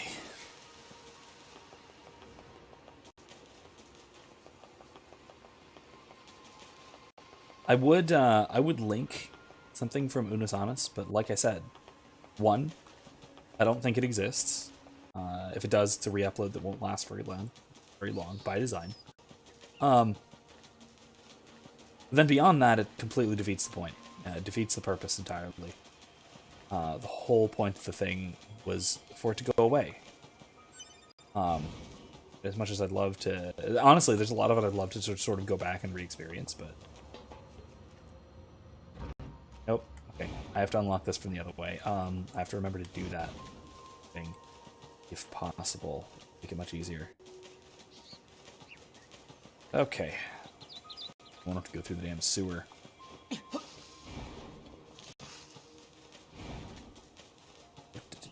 Ooh.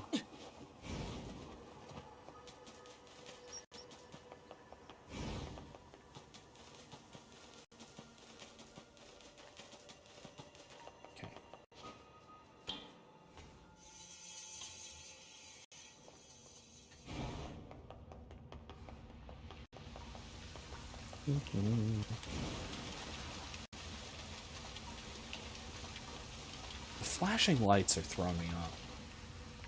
Feels like that has to be meaningful, but I don't know what exactly.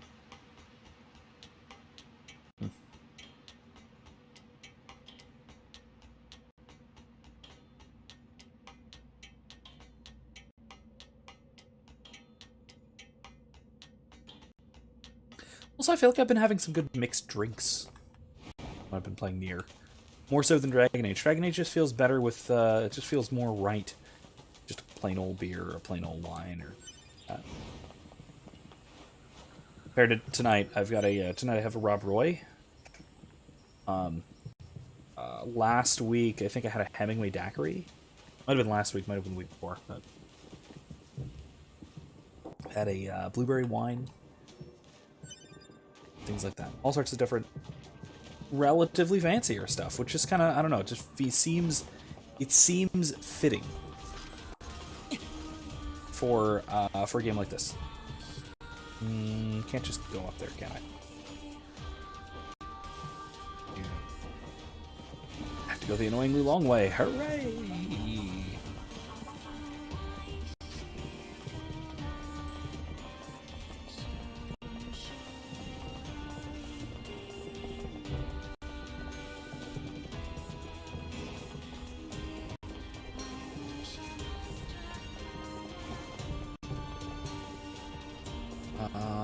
Where the heck is the thing?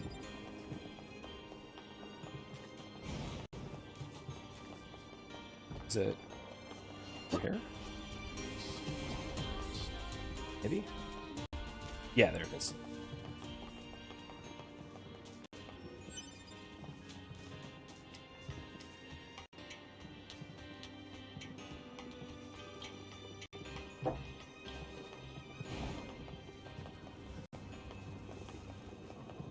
So while searching for Donkey's review last week because of the whole like robot tripping and falling thing,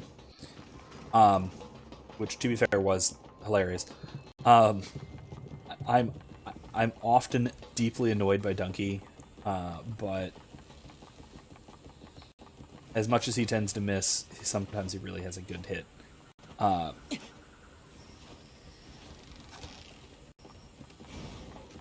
But anyway, while I was looking, I was seeing a lot of videos with titles like NieR Automata, the most philosophical game ever? And I'm just like, maybe you're overstating a little bit. Or a lot of it. Now, I will say, there are a lot of really interesting philosophical themes here. But I definitely wouldn't go so far as to say this is the most philosophical game ever. Or anything quite so hyperbolic. Now, it's one of the more explicitly philosophical games. It wears its philosophical themes very much on its sleeve, as opposed to other games where it's there, but it needs some analysis, like we've been doing now for over a year, right? We've had some very, very good in-depth discussions about philosophy in Red Dead Redemption 2 in Yeehaw Skyrim. So there's some really great, deep philosophical themes and questions available in lots and lots and lots of games. But I think one of the... I would maybe even go so far as to say criticisms I would have of NieR is its upfrontness. It's not terribly subtle in a lot of its theming, in a lot of its philosophical discourse. Now, it's interesting philosophical discourse that it brings up a lot of really interesting questions, I will say, but it doesn't do so subtly in a way that it's just sort of part of the natural flow. It is a little bit ham-fisted from time to time. It feels like it's trying to be philosophical in a lot of cases, rather than just having it inform the story, like in let's say, broadly speaking, more literary type story games. It's being a philosophical game, which, don't get me wrong, pretty cool. There's even things like that I didn't really pick up. Like I got Pascal, haha, it's Pascal. That's a philosopher name. Oh. I hadn't caught Simone, and I hadn't caught Jean Paul because I didn't talk to him last time. And there's probably more that I haven't paid attention to. So that's a really, really cool theme that's actually decently subtle. I mean, it's not that subtle. They're names. And Jean Paul is quoting Jean-Paul Sartre for most of his dialogue. But it's a really cool little touch, I gotta say. Like I said, subtle, but it's neat. So I would say, like I said, I wouldn't say that it's like the most philosophical game ever, or maybe not even one of the most. Might be. It does have a lot of deep philosophical themes. It's a lot of deep philosophical themes that have been tread before, just putting them all together and wrapping them up nicely. But it is certainly one of the most explicitly philosophical games that you'll find, aside from things that basically just throw trolley problems at you and just say, hey, look, moral decision. Okay, fine, yeah. That's philosophical in the sense of it's making an ethical decision. But this is addressing philosophical arguments and philosophical themes directly and explicitly more than a lot of games do, which I appreciate.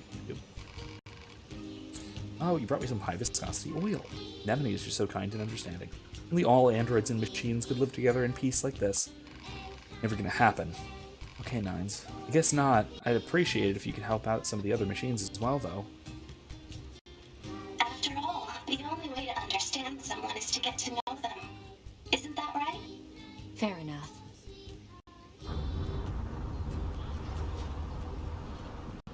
What's that noise? Operator to 9S. Emergency transmission incoming. We've detected a Goliath-class enemy inside the city ruins. Oh, it seems to be accompanied by a large number of machine life forms. All Yorha members are ordered to engage at once. A Goliath? This was a trap. I knew it. I promise you, we were not aware of this information. I realize the odds of you believing me are... Hold on, let me just kill that.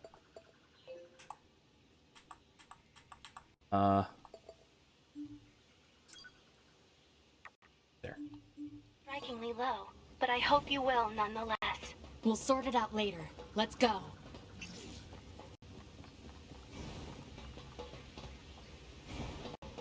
Will this take me back? This will take me back, right? This is the way through to that little Yes, this is the thing to open the oh, jeez.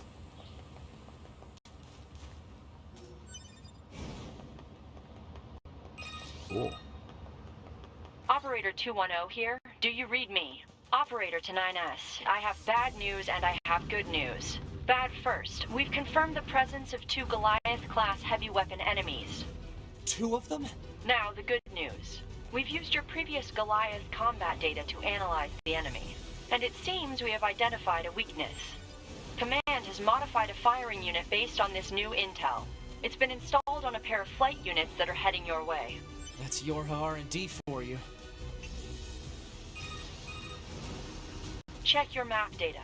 Operator out. Thanks, Operator. 2B, Command is deploying new flight units for us.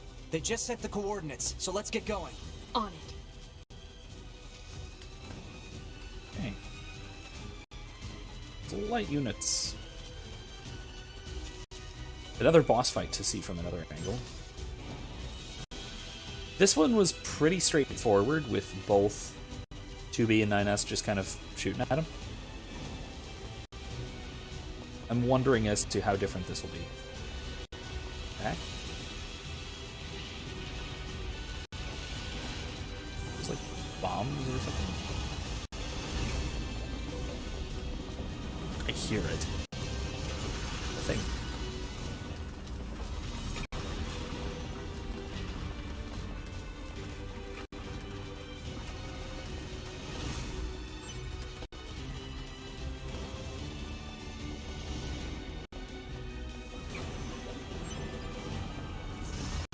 It's interesting, the old cars. The flight units should be on.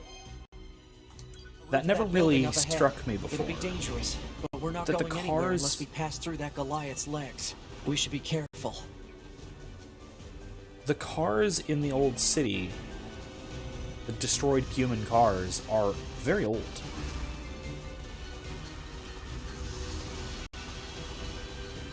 Which is kind of odd. Like, is this... It strikes me as almost like alternative history type thing, or Fallout kind of, something happened in the past that changed the future sort of thing, you know? Like, look at this. Yeah. That is not a modern car. There's no way that's a modern car. It's certainly not a futuristic car.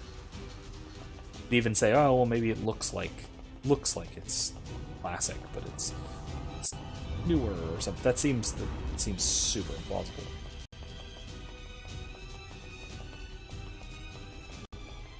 I have no idea at all whether that is actually relevant or whether it's just an aesthetic choice.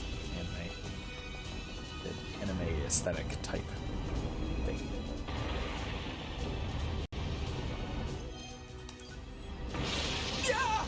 Damn it! Oh, angles. Okay, angles. Oh, okay, yeah, very super industrial. 2B! Displaying data on central wiring hub. Yeah, I'm guessing the other one's called Marks. Just a thought. Just a hunch. In case it's not clear, Engels' Communist Manifesto.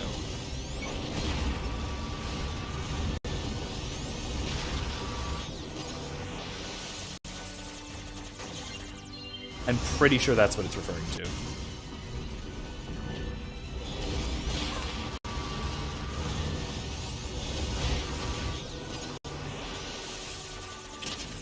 Crap. Ah.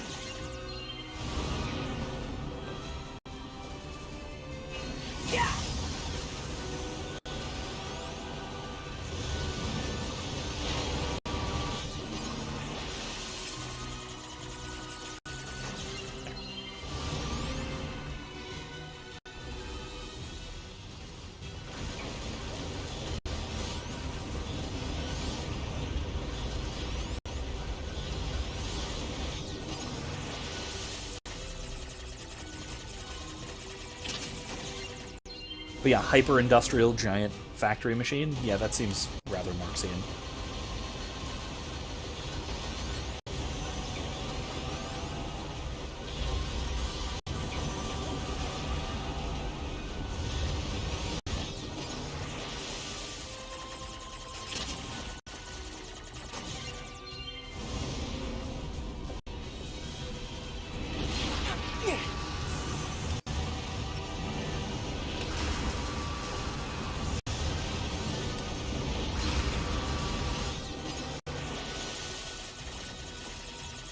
This is surprisingly easy hacking with a giant Goliath machine.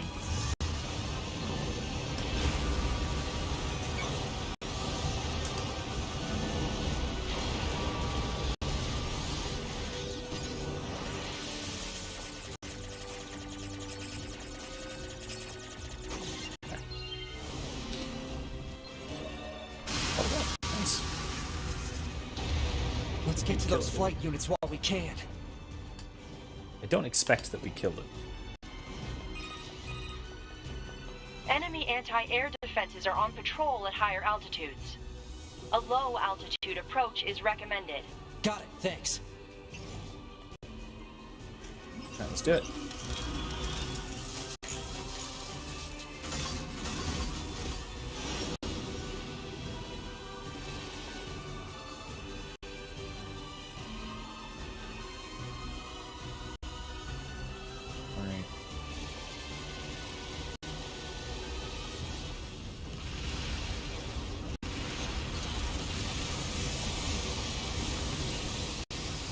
Oh, this is just called ankles.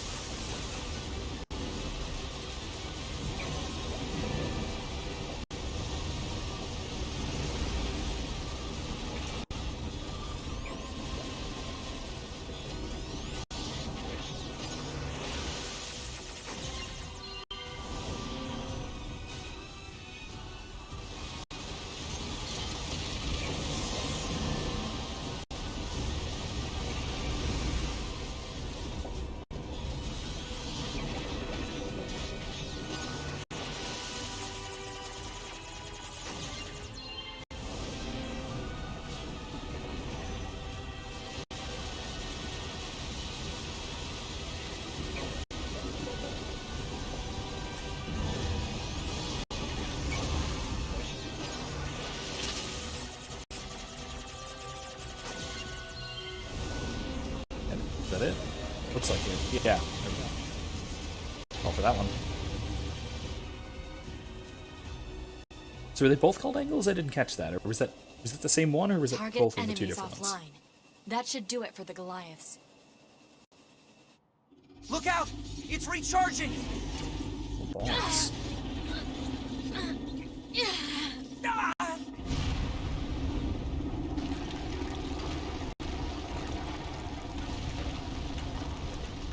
Enemy vibrations are growing in intensity.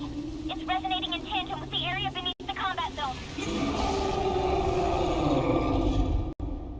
Jeez. Right.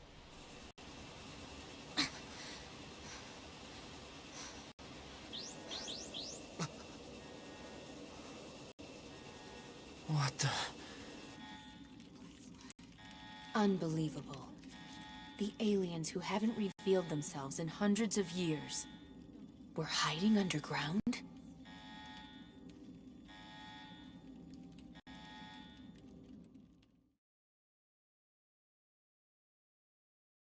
See what I mean about the lack of subtlety with the whole alert, alien face emoji?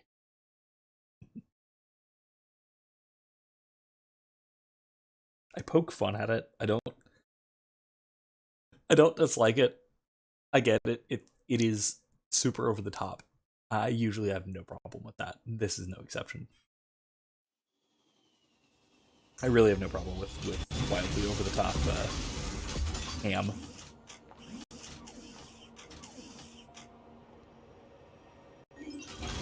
I mean, let's be real. Kirk might be my favorite track captain. Yorha, this is your commander. For the first time in centuries, we've intercepted a signal belonging to the aliens. These are the creatures that are in direct command. Sorry, just give me a second. You're back. Thanks. If we can destroy them, we can end this long and arduous war once and for all. Our intel team is hard at work attempting to analyze the source of the signal, but we're not there yet. We need more data. All Yorha units are hereby ordered to prioritize data collection above all else. Okay, just give me a minute.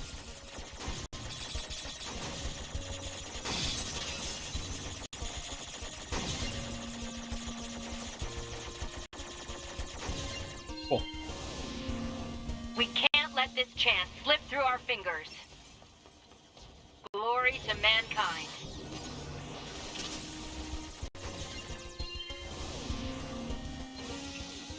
I used Command's data to determine the signal's source and marked it on the map. But it seems to be underground. Like, way underground. Guess we'll see once we get there. If we're lucky. You're not much for plans, are you, 2B?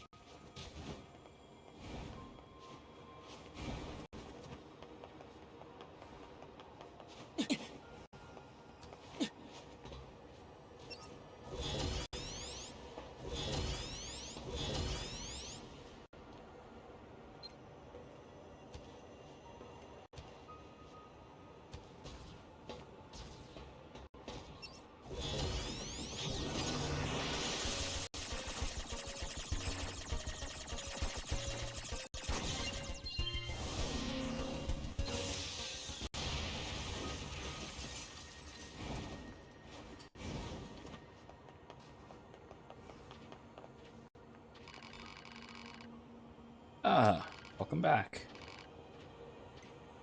Let's witness the glories. Turbo knew you passed from this life, my child. Behold his... Oh, the servo you knew. Okay, I thought he knew the spoiler ending, which was weird, but no. Father Servo you knew has passed from this life, my child. Behold his latest incarnation.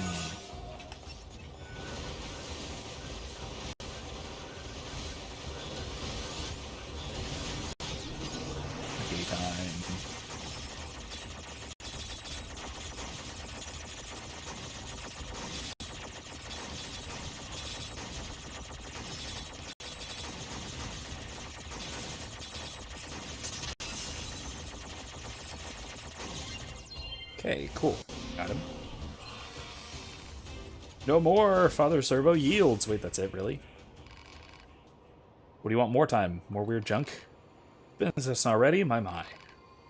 Figure I should get it over with and save us both some time. You're a clever one, aren't you? Well, when the heavens offer succor, it is poor form to refuse. Father Servo requires a silver ore, a pristine screw, and a broken battery. Hold on, that's more stuff than last time. Error, bad file pathway. Bzz. Stop it, I know you're not broken. Let's go already. Target location data obtained. Marking on map. Do we have all that? No, I don't think so.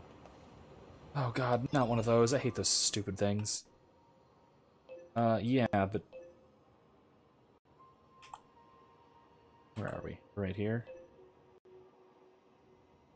Alright. What's this? Something on top of the tower.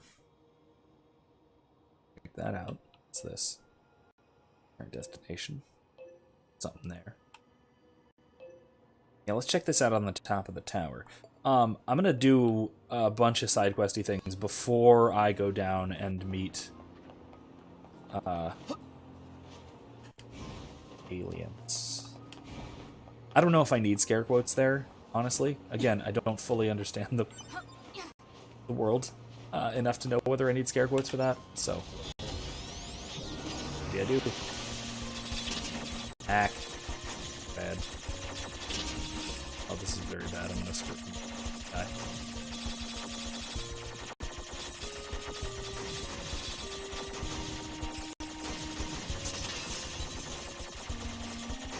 There we go. Got it.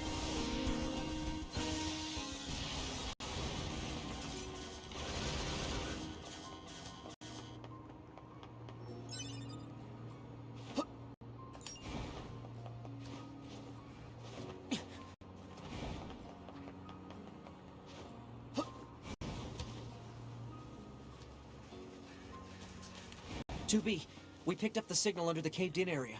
Let's go check it out.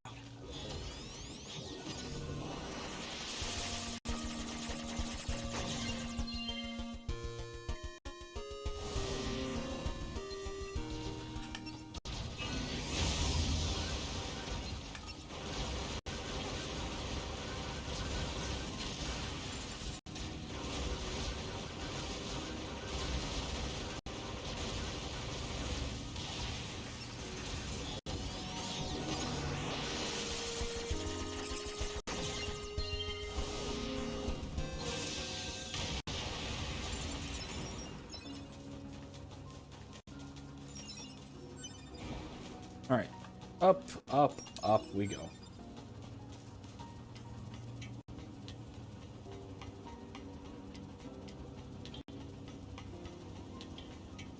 It's weird having the little machine friend.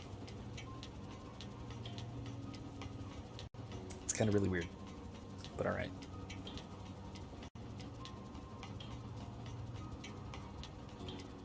Like I said, I'm going to try and do as many side quests as we possibly can now. And then we'll probably start next time going underground and checking out those aliens. That machine. I think something's wrong with it. Hello, anybody home in there? Come on, I know you can hear me. What are you doing here? Analysis. Scans indicate no mechanical malfunction in this unit. Therefore, it must be deliberately ignoring you. So it's gonna be like that, is it? Uh-huh.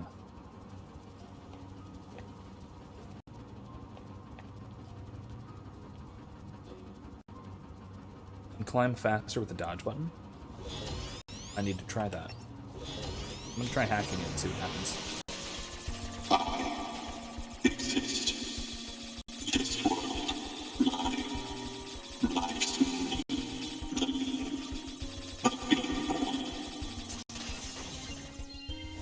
Interesting.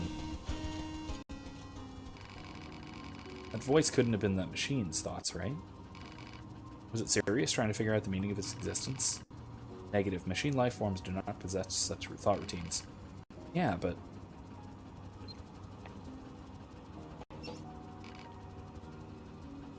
it's just think-thunkin'.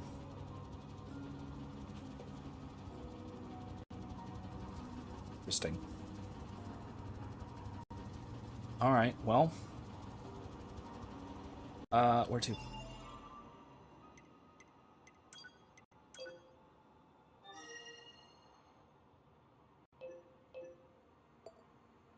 Check that, then.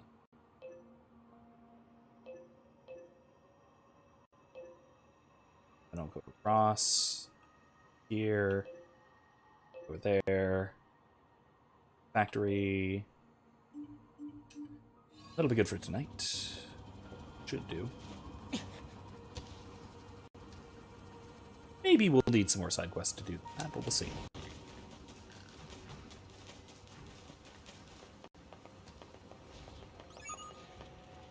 Report. Honestly, I just hack things by default now.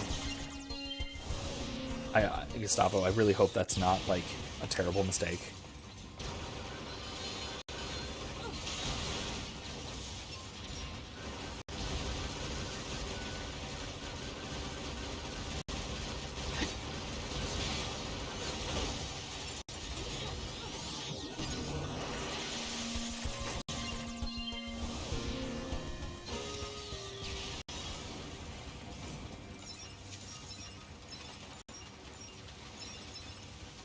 I mean, it's bound to bite me in the ass at some point. What is this?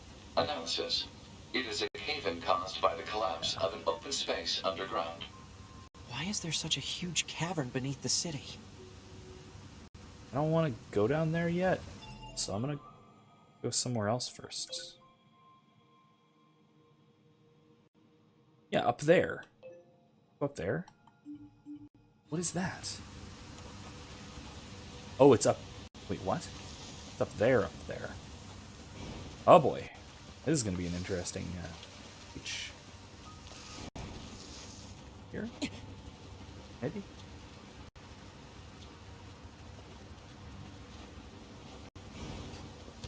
Nope.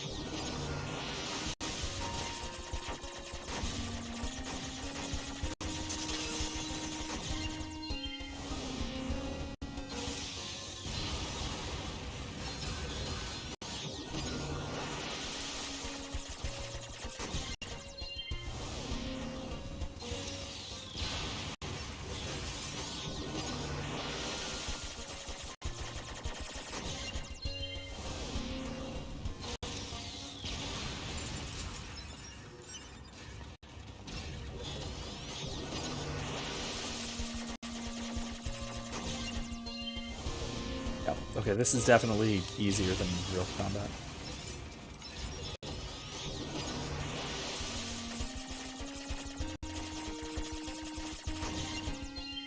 See, my question, though, is why were things not just randomly exploding around us last time when 9S was presumably just doing this while 2B was fighting? Really? 9s, you couldn't have been doing this? Alright, cool.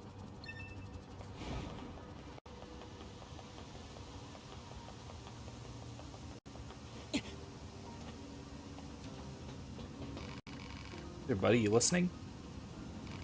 Seems like a big fat no. So I wouldn't mind if I hacked my way inside.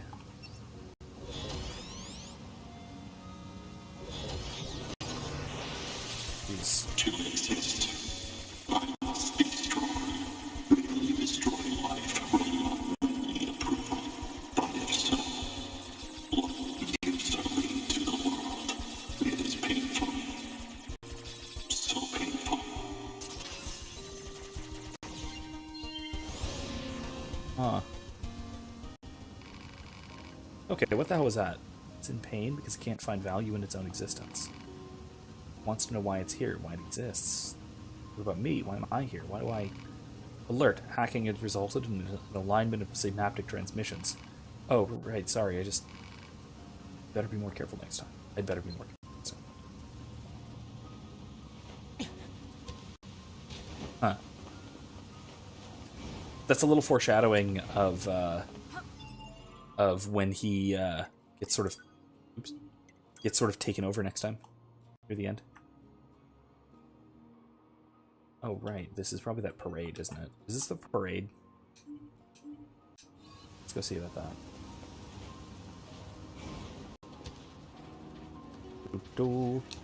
Yep, looks like the parade.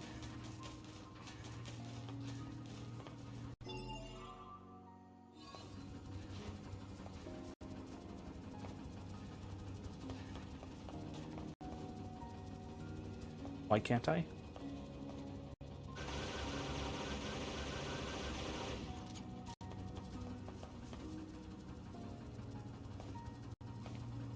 Nope. Guess I can't. Fine.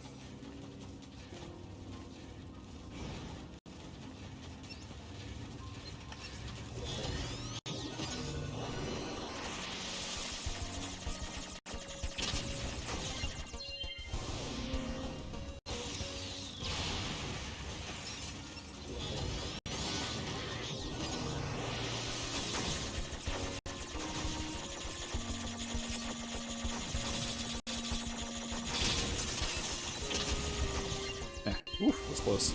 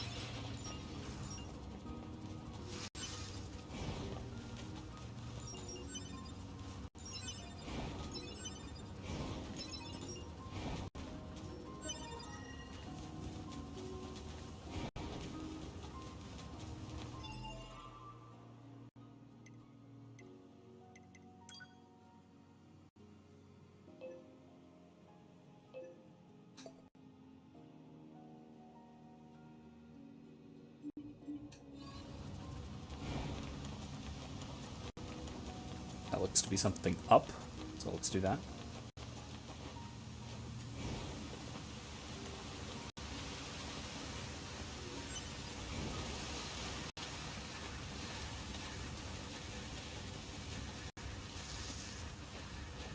Oh, another one.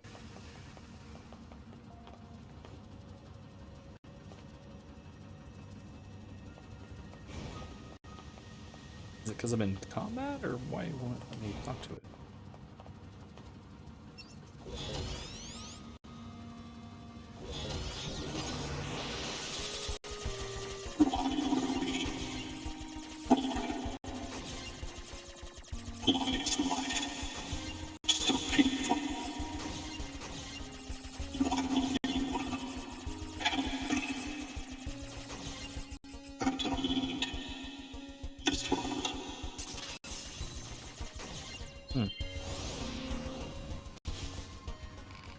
Oof. Alert. Abnormalities detected in vital signs. Pulse rate nearing dangerous levels. Alright.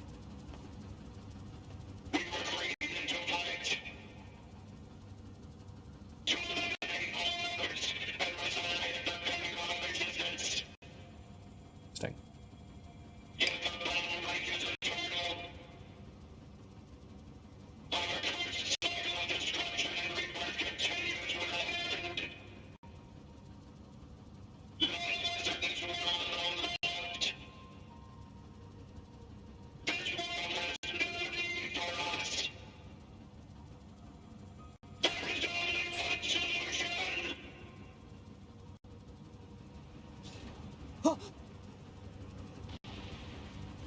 I can't believe that thing decided to end itself.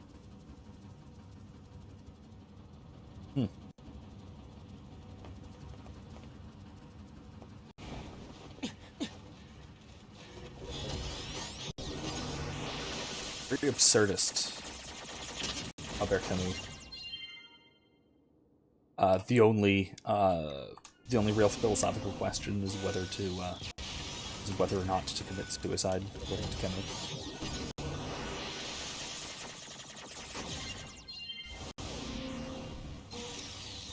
I mean,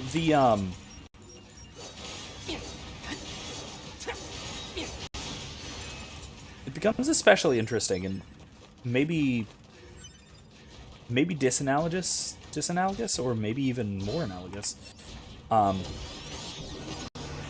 to our human quest for meaning, that the machines were very, very, very clearly created for a purpose. In this case, they're created for the purpose of apparently some kind of eternal conflict. Conquest, destruction, reaching the pinnacle of existence. All that. Go there.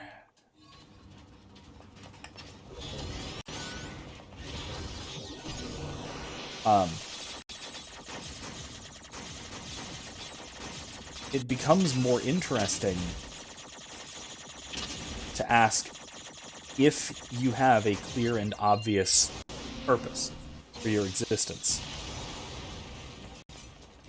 Can you still have an existential crisis trying to find meaning if there's a clear and obvious and objective meaning to your existence? Well, I mean, we still manage to have trouble, right? And, I mean, again, if you ask a lot of philosophers, there is a clear, objective, and obvious meaning and purpose to our lives. Now, that might differ, right? Philosophers might disagree about what it is, but most philosophers do agree that there is a clear, objective meaning and purpose to our lives. Maybe it's not perfectly clear. Maybe it's disputable. We can fail to realize it, that sort of thing. But even if that's the case, even if we can fail to realize our purpose, our meaning, that doesn't mean there isn't an objectivity to it, right? It doesn't mean that our meaning is merely self-constructed, as the existentialist would have it. Oh no. I don't want to do this. I hate this quest. The race? I hate it so much.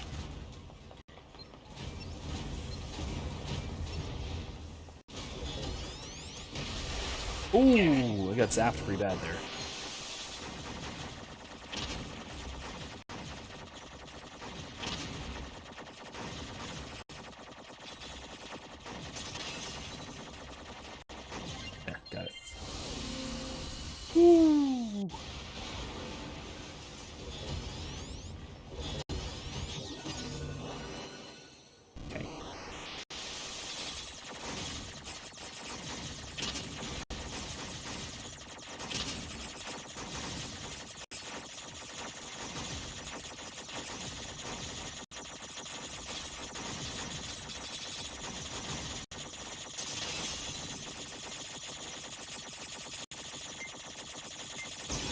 Damn.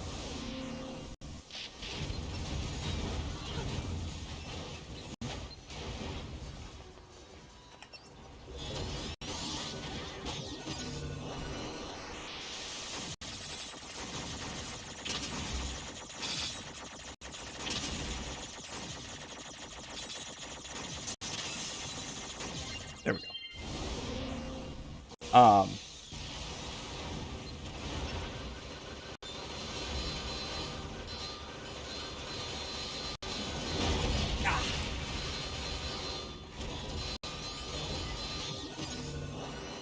Okay, need.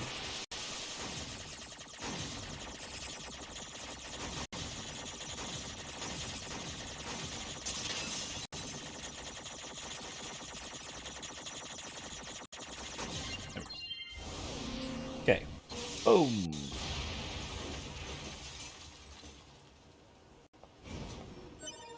Requested material obtained. All right. So, but yeah, I think that it is entirely possible for us to have a sort of existential crisis, a crisis of meaning, unclarity or an uncertainty about our own meaning, even if we do have an objective and clearly, even if we have a clearly discernible, an objective meaning and purpose to our lives.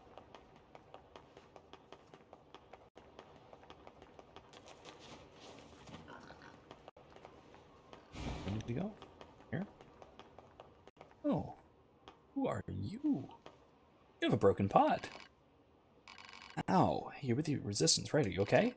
You just know that explosion that happened in the ruins? Shockwave hit me like, well, a shockwave, I guess. Knocked my circuits all out of whack, but I managed to... Wait a second, you look familiar. Have we met before? Me? No, but lots of your models look alike. Oh, so you two are with Yora, are you? Yes. What do you want to know? No reason. I mean, I've just heard stories about how advanced you guys are and how kind and... Okay, fine, I need help. Well, sure, I guess. What's the problem? What happened is my friend who was with me on this mission was killed, and I want to retrieve her final moments. Broken Pod was recording her life log. Get it for me? Right. Just need to extract some images, right? Some hacking.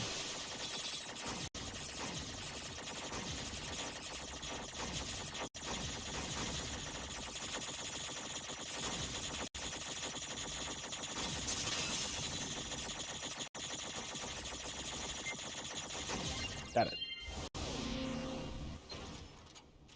Got it.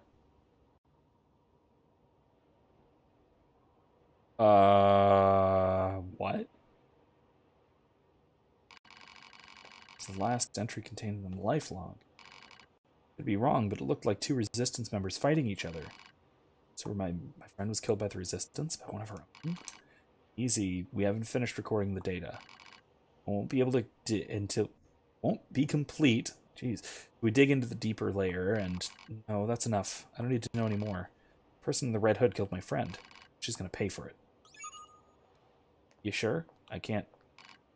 Wait. What is it? Where are you going? Kill the bastard who murdered my friend.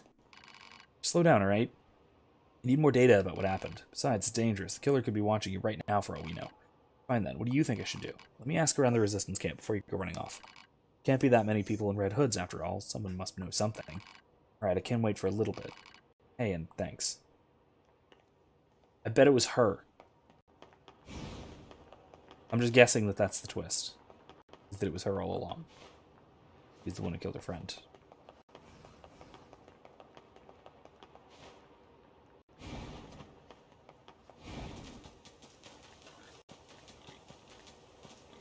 Okay, what else we got? Oops. Yep. I don't want to do the race quest. I hate those. Whatever this is. Let's check that out, shall we? Top of a nearby roof. Let's do it. Well, aren't we generous? All this help for no personal gain? I know she's pretty, but... Oh, whoa, whoa, whoa. It's not like that. I mean, she is pretty, but that's... It's not... Whatever. She jealous? Is that jealousy I hear? That almost sounds like jealousy. It's very unprofessional of you to be.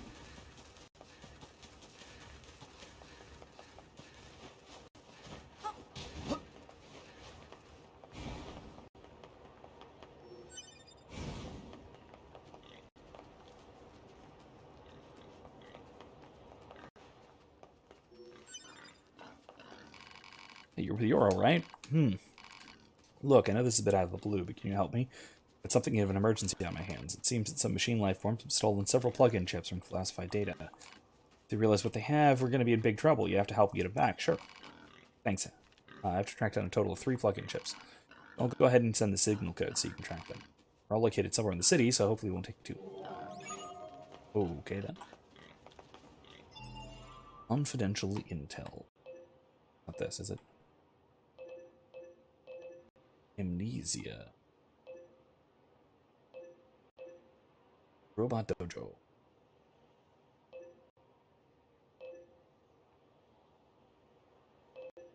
Thing. A thing. Inventor. Do this. Still got 20-something minutes. Should be okay. Don't want to do this.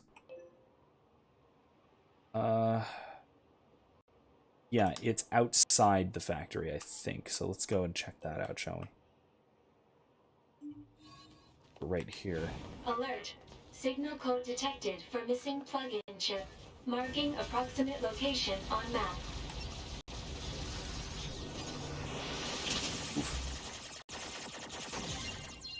Expect that.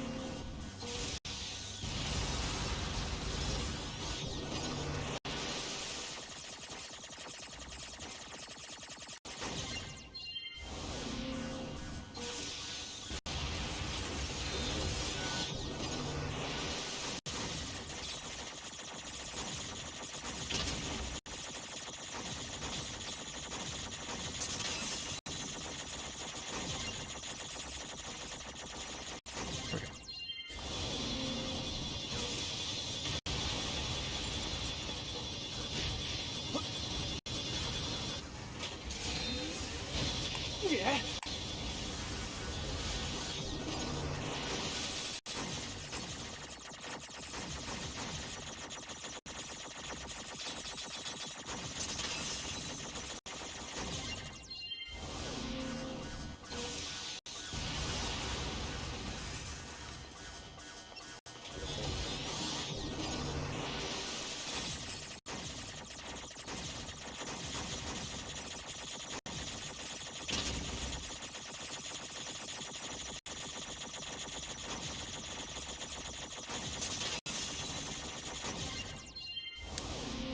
Oof.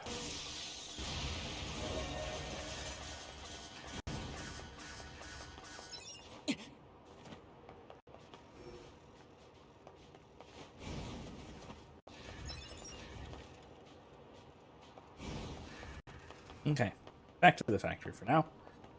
Oof, all right. Yeah.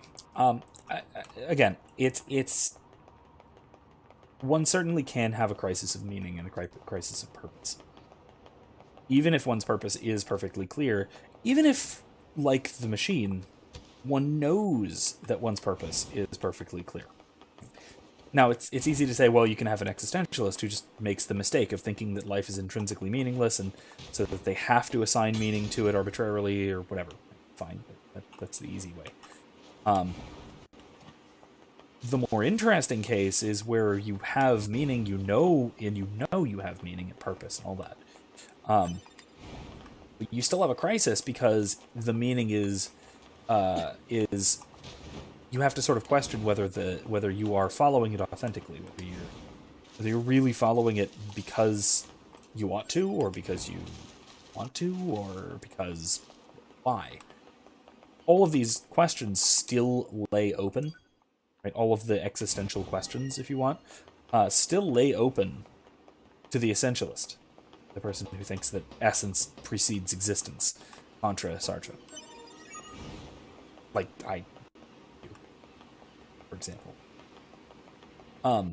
there still can be the question of, well, why should I align my life to some objective purpose that I did not choose, that I have no say over, that I can choose not to fulfill?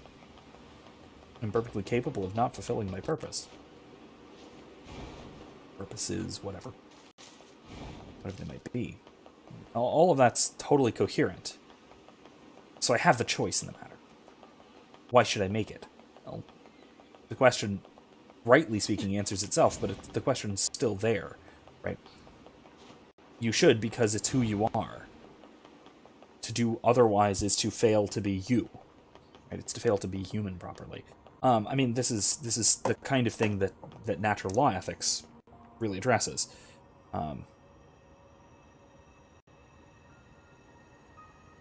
I have a set of classroom lectures about natural law theory, and natural law ethics, and sort of the meta-ethics behind it, and then also the application, that I always recommend. It answers that very, very apparently difficult question of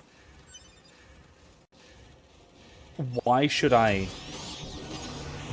do what ethics says I should do? Right? It's the hard question of meta-ethics.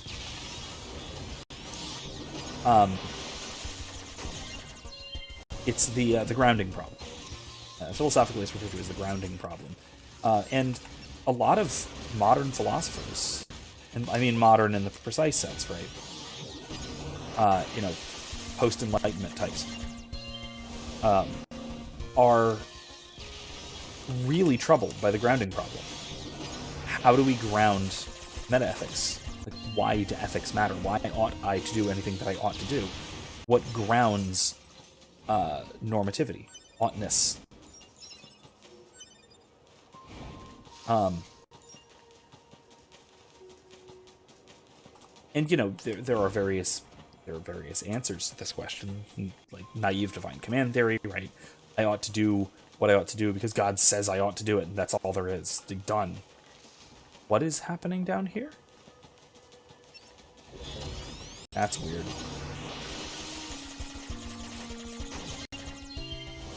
Take control of you.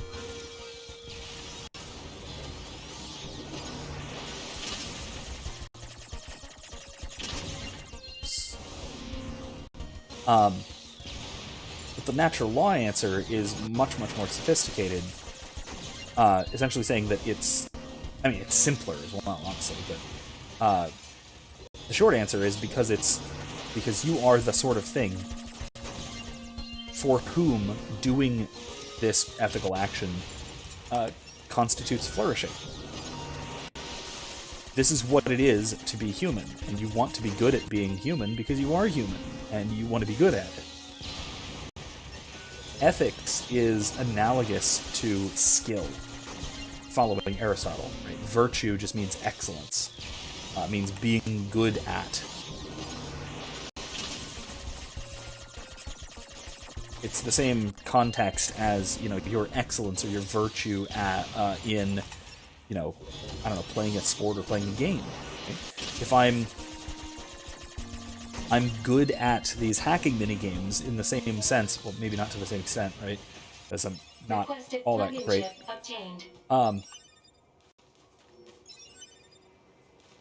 But I might be good at playing these hacking mini games in roughly the same way that I might be good at being a human being. In other words, I might be morally good. It's the same sort of thing. There's no categorical difference between these two. Let's go to the camp first.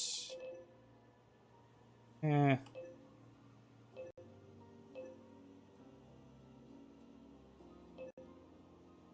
let's do a loop. We got time.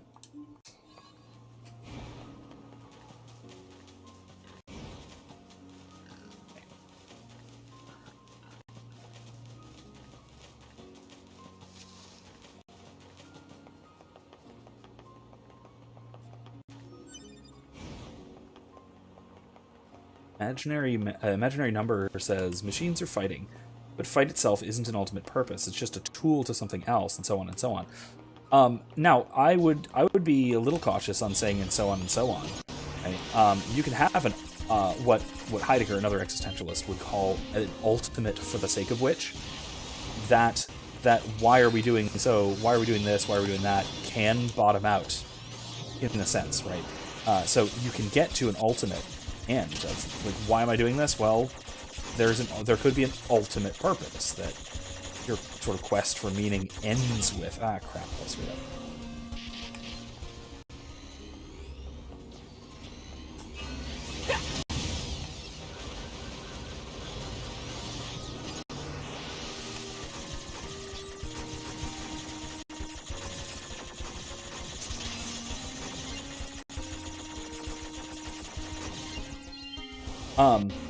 So it can bottom out somewhere, right? You can actually get to a point where you can finally give an answer to why.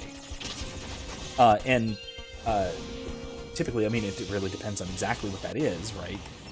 It's a really hard question. It takes a lot of introspection to figure that out. And the actual individual reason can vary from person to person.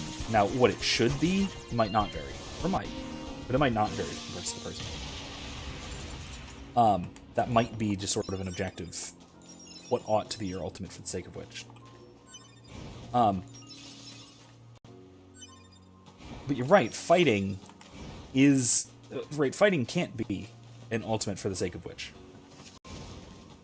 Now, if we really want to stretch things, maybe we can say victory can?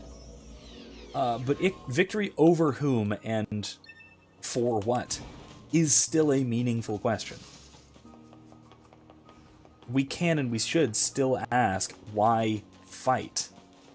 How do I get up there? I hate those things. What if those are easier if you can hack them? Interesting question. Find out eventually. Hey. Ah, jeez, come on.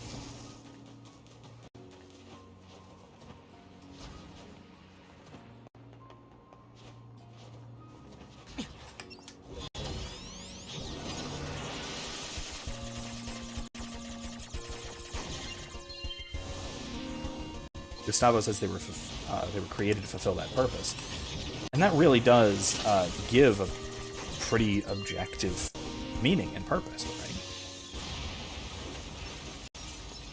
We can still, of course, have the question of, well, should I follow that? Right? Is it worth following? Is there a grounding for that? Do I have a good reason for doing what I was programmed to do, as it were, or in this case, quite literally?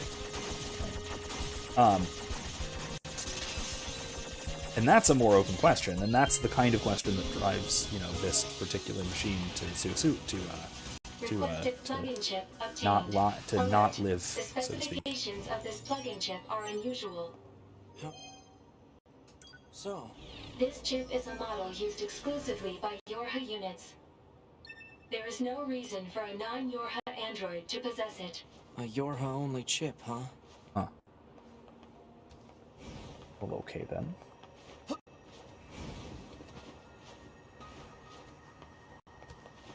Seems sketchy.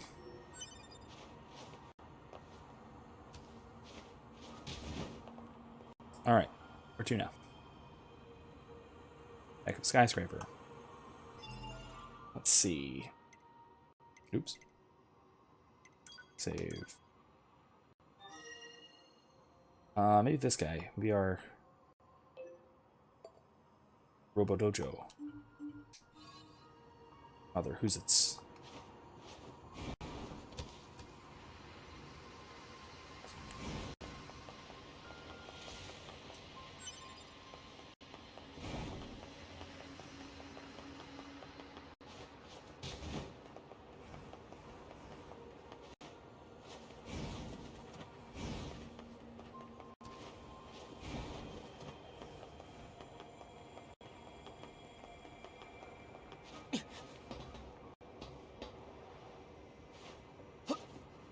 Oops, forgot to.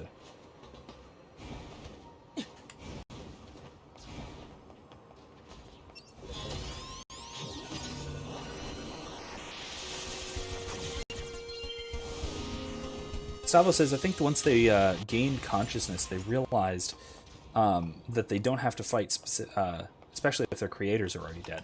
Which seems to be implied that the aliens are dead. But I don't know whether to believe that or not, so we'll see. Make that call when I get closer to it. Ow. Got me.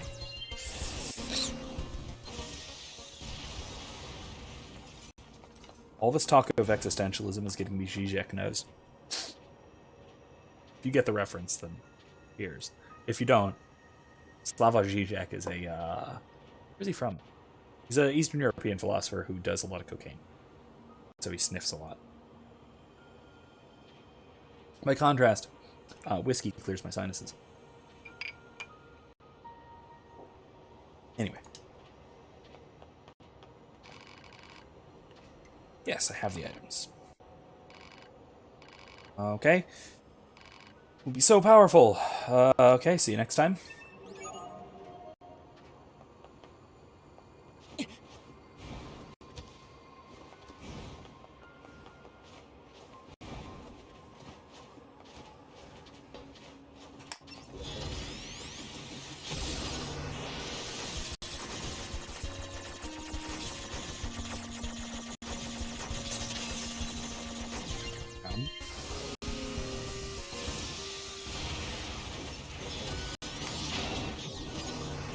Oh, that was great.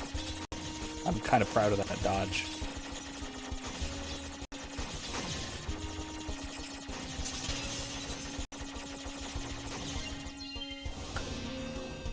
Imaginary number says, I mean, we can achieve... hold on. I mean, I have to come back to this.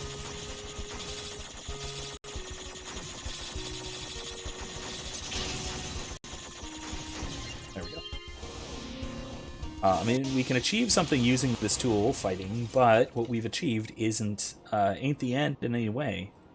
We'll continue to do something after the goal has been achieved, thus it wasn't an ultimate goal.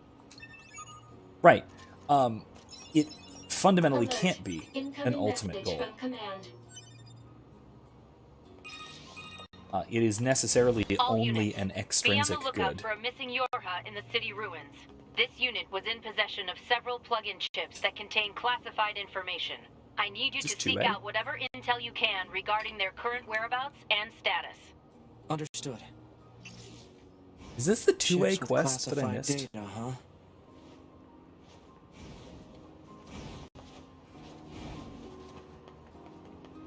This might be the 2A quest that I missed. Somebody might know that. Ooh, he's big now. Jeez, he's real big. He's got a butt robot. That weird monk machines before. Oh, Father Servo has used the gifts of his flock to make himself powerful beyond imagining. Dare you taste the forbidden fruits of his labors? Taste the forbidden fruits. Father Servo is born anew. Let's hack him. Ooh, tough hack.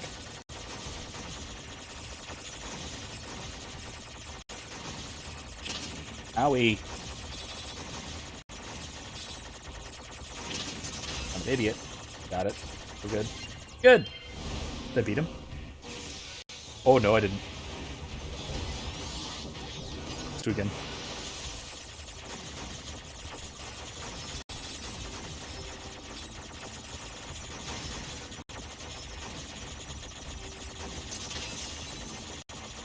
There we go.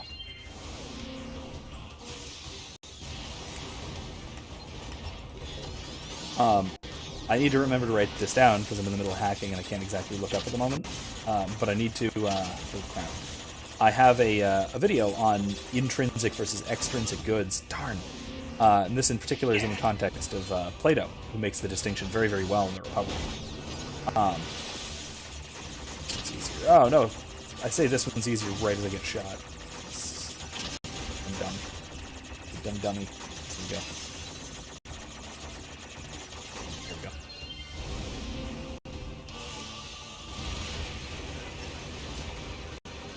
Oh, he's impervious. Okay. Cool.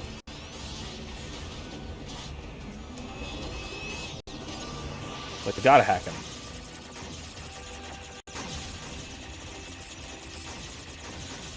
I don't actually know if he's impervious to all damage or just ranged, but that's all I have, so hush. There we go. Got it. Enough! Show pity on an old monk. Go on. Father Servo requires a gold ore, a piece of filler metal, pristine cable, and a large battery. I don't know, 2B, what do you think? I feel like all this fighting is a big waste of time. Plus, it's starting to get really expensive. It's not a waste. Our own skills improve each time we spar with this machine.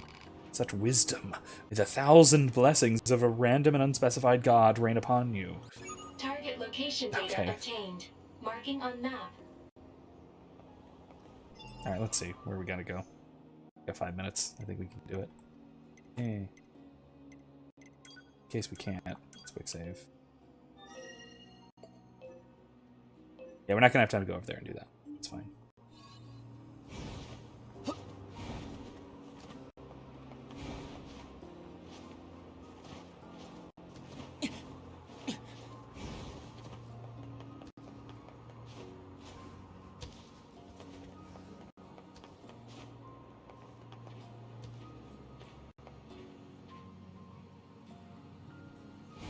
I need to go up.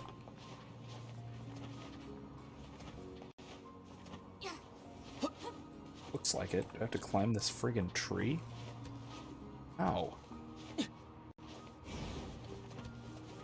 Oh no, I need to go in here.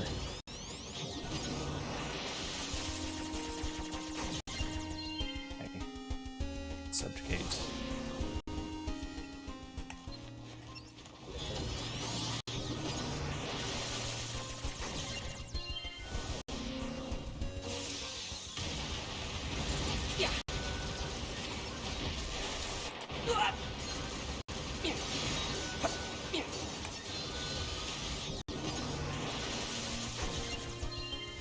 It's easy.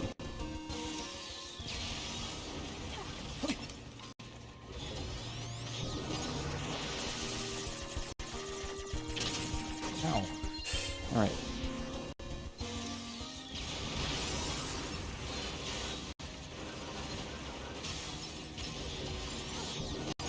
Like I said, I hope I don't forget to write this down. I actually could in just a moment.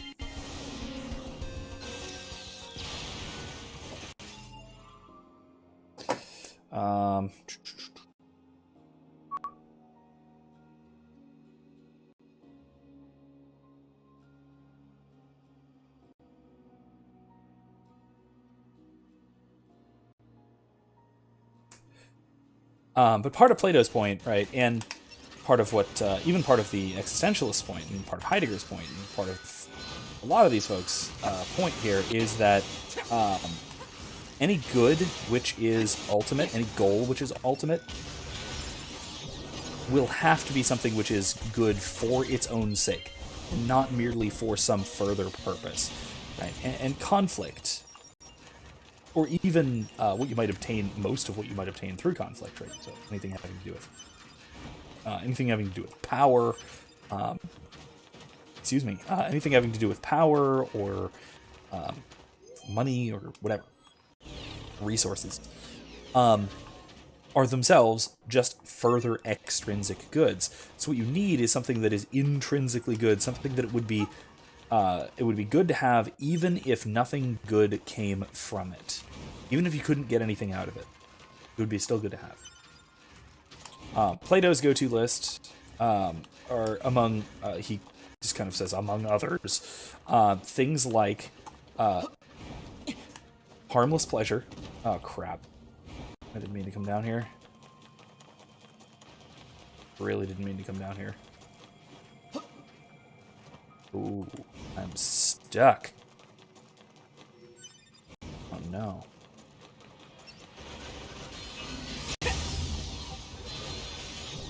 I'm really stuck. Alright. Maybe I should just quick save after this fight. It's about midnight.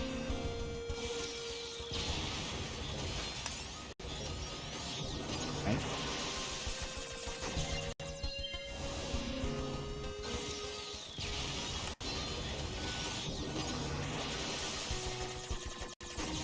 Go.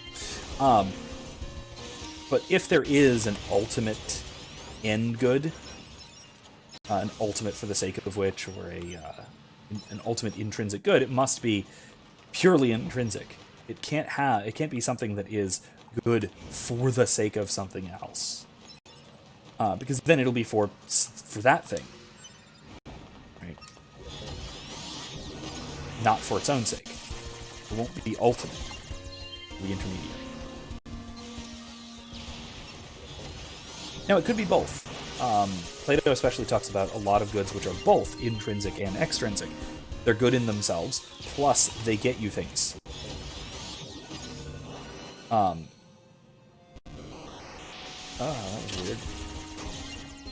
And even though they do get you things, they're not pursued for the sake of what they can get you.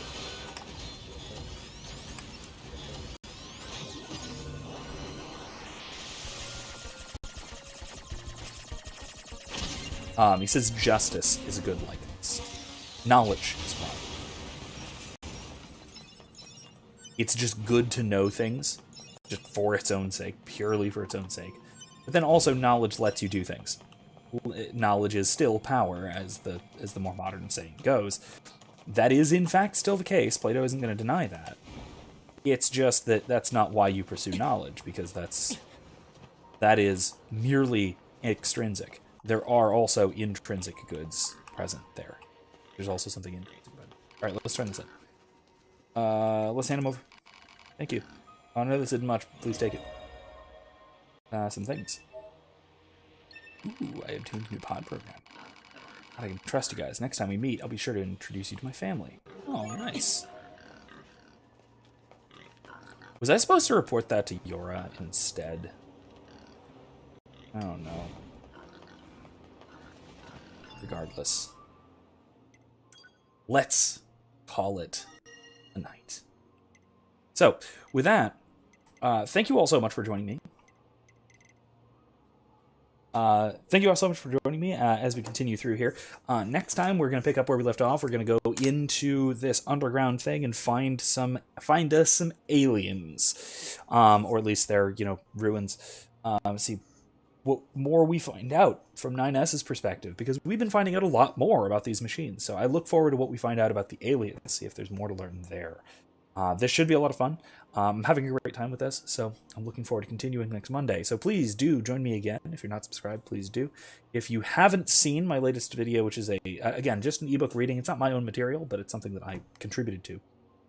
An ebook reading of C.S. Lewis's essay, Our English Syllabus. Check it out in the description. I was talking about this early on. I highly, highly, highly recommend it if you're at all interested in higher education, especially the theory behind higher education. So that is my latest thing. I've got other things coming, like the potential podcast, peculiarly papist perspectives. That's it, perspectives. Where my wife and I would be thinking about talking about some media stuff. We're thinking about looking at Raya and the Last Dragon, which was surprisingly good. We were both pleasantly surprised at that it was pretty good. But sort of looking at religious, spiritual, and philosophical stuff embedded in pop culture, in movies and TV, and that kind of thing. So look forward to that coming in the coming weeks. Be sure to join us again next week for more NieR Automata, and be sure to join us again on Thursday. Our Thursday night streams are Dragon Age Origins. We are on Awakening, and we are heading into the forest, if I recall, the Wending Wood, to get our next companion. So, thank you all for joining me once again, and I hope to see you again on Thursday, and I hope to see you again next week, and I hope to see you again. Thank you all very much.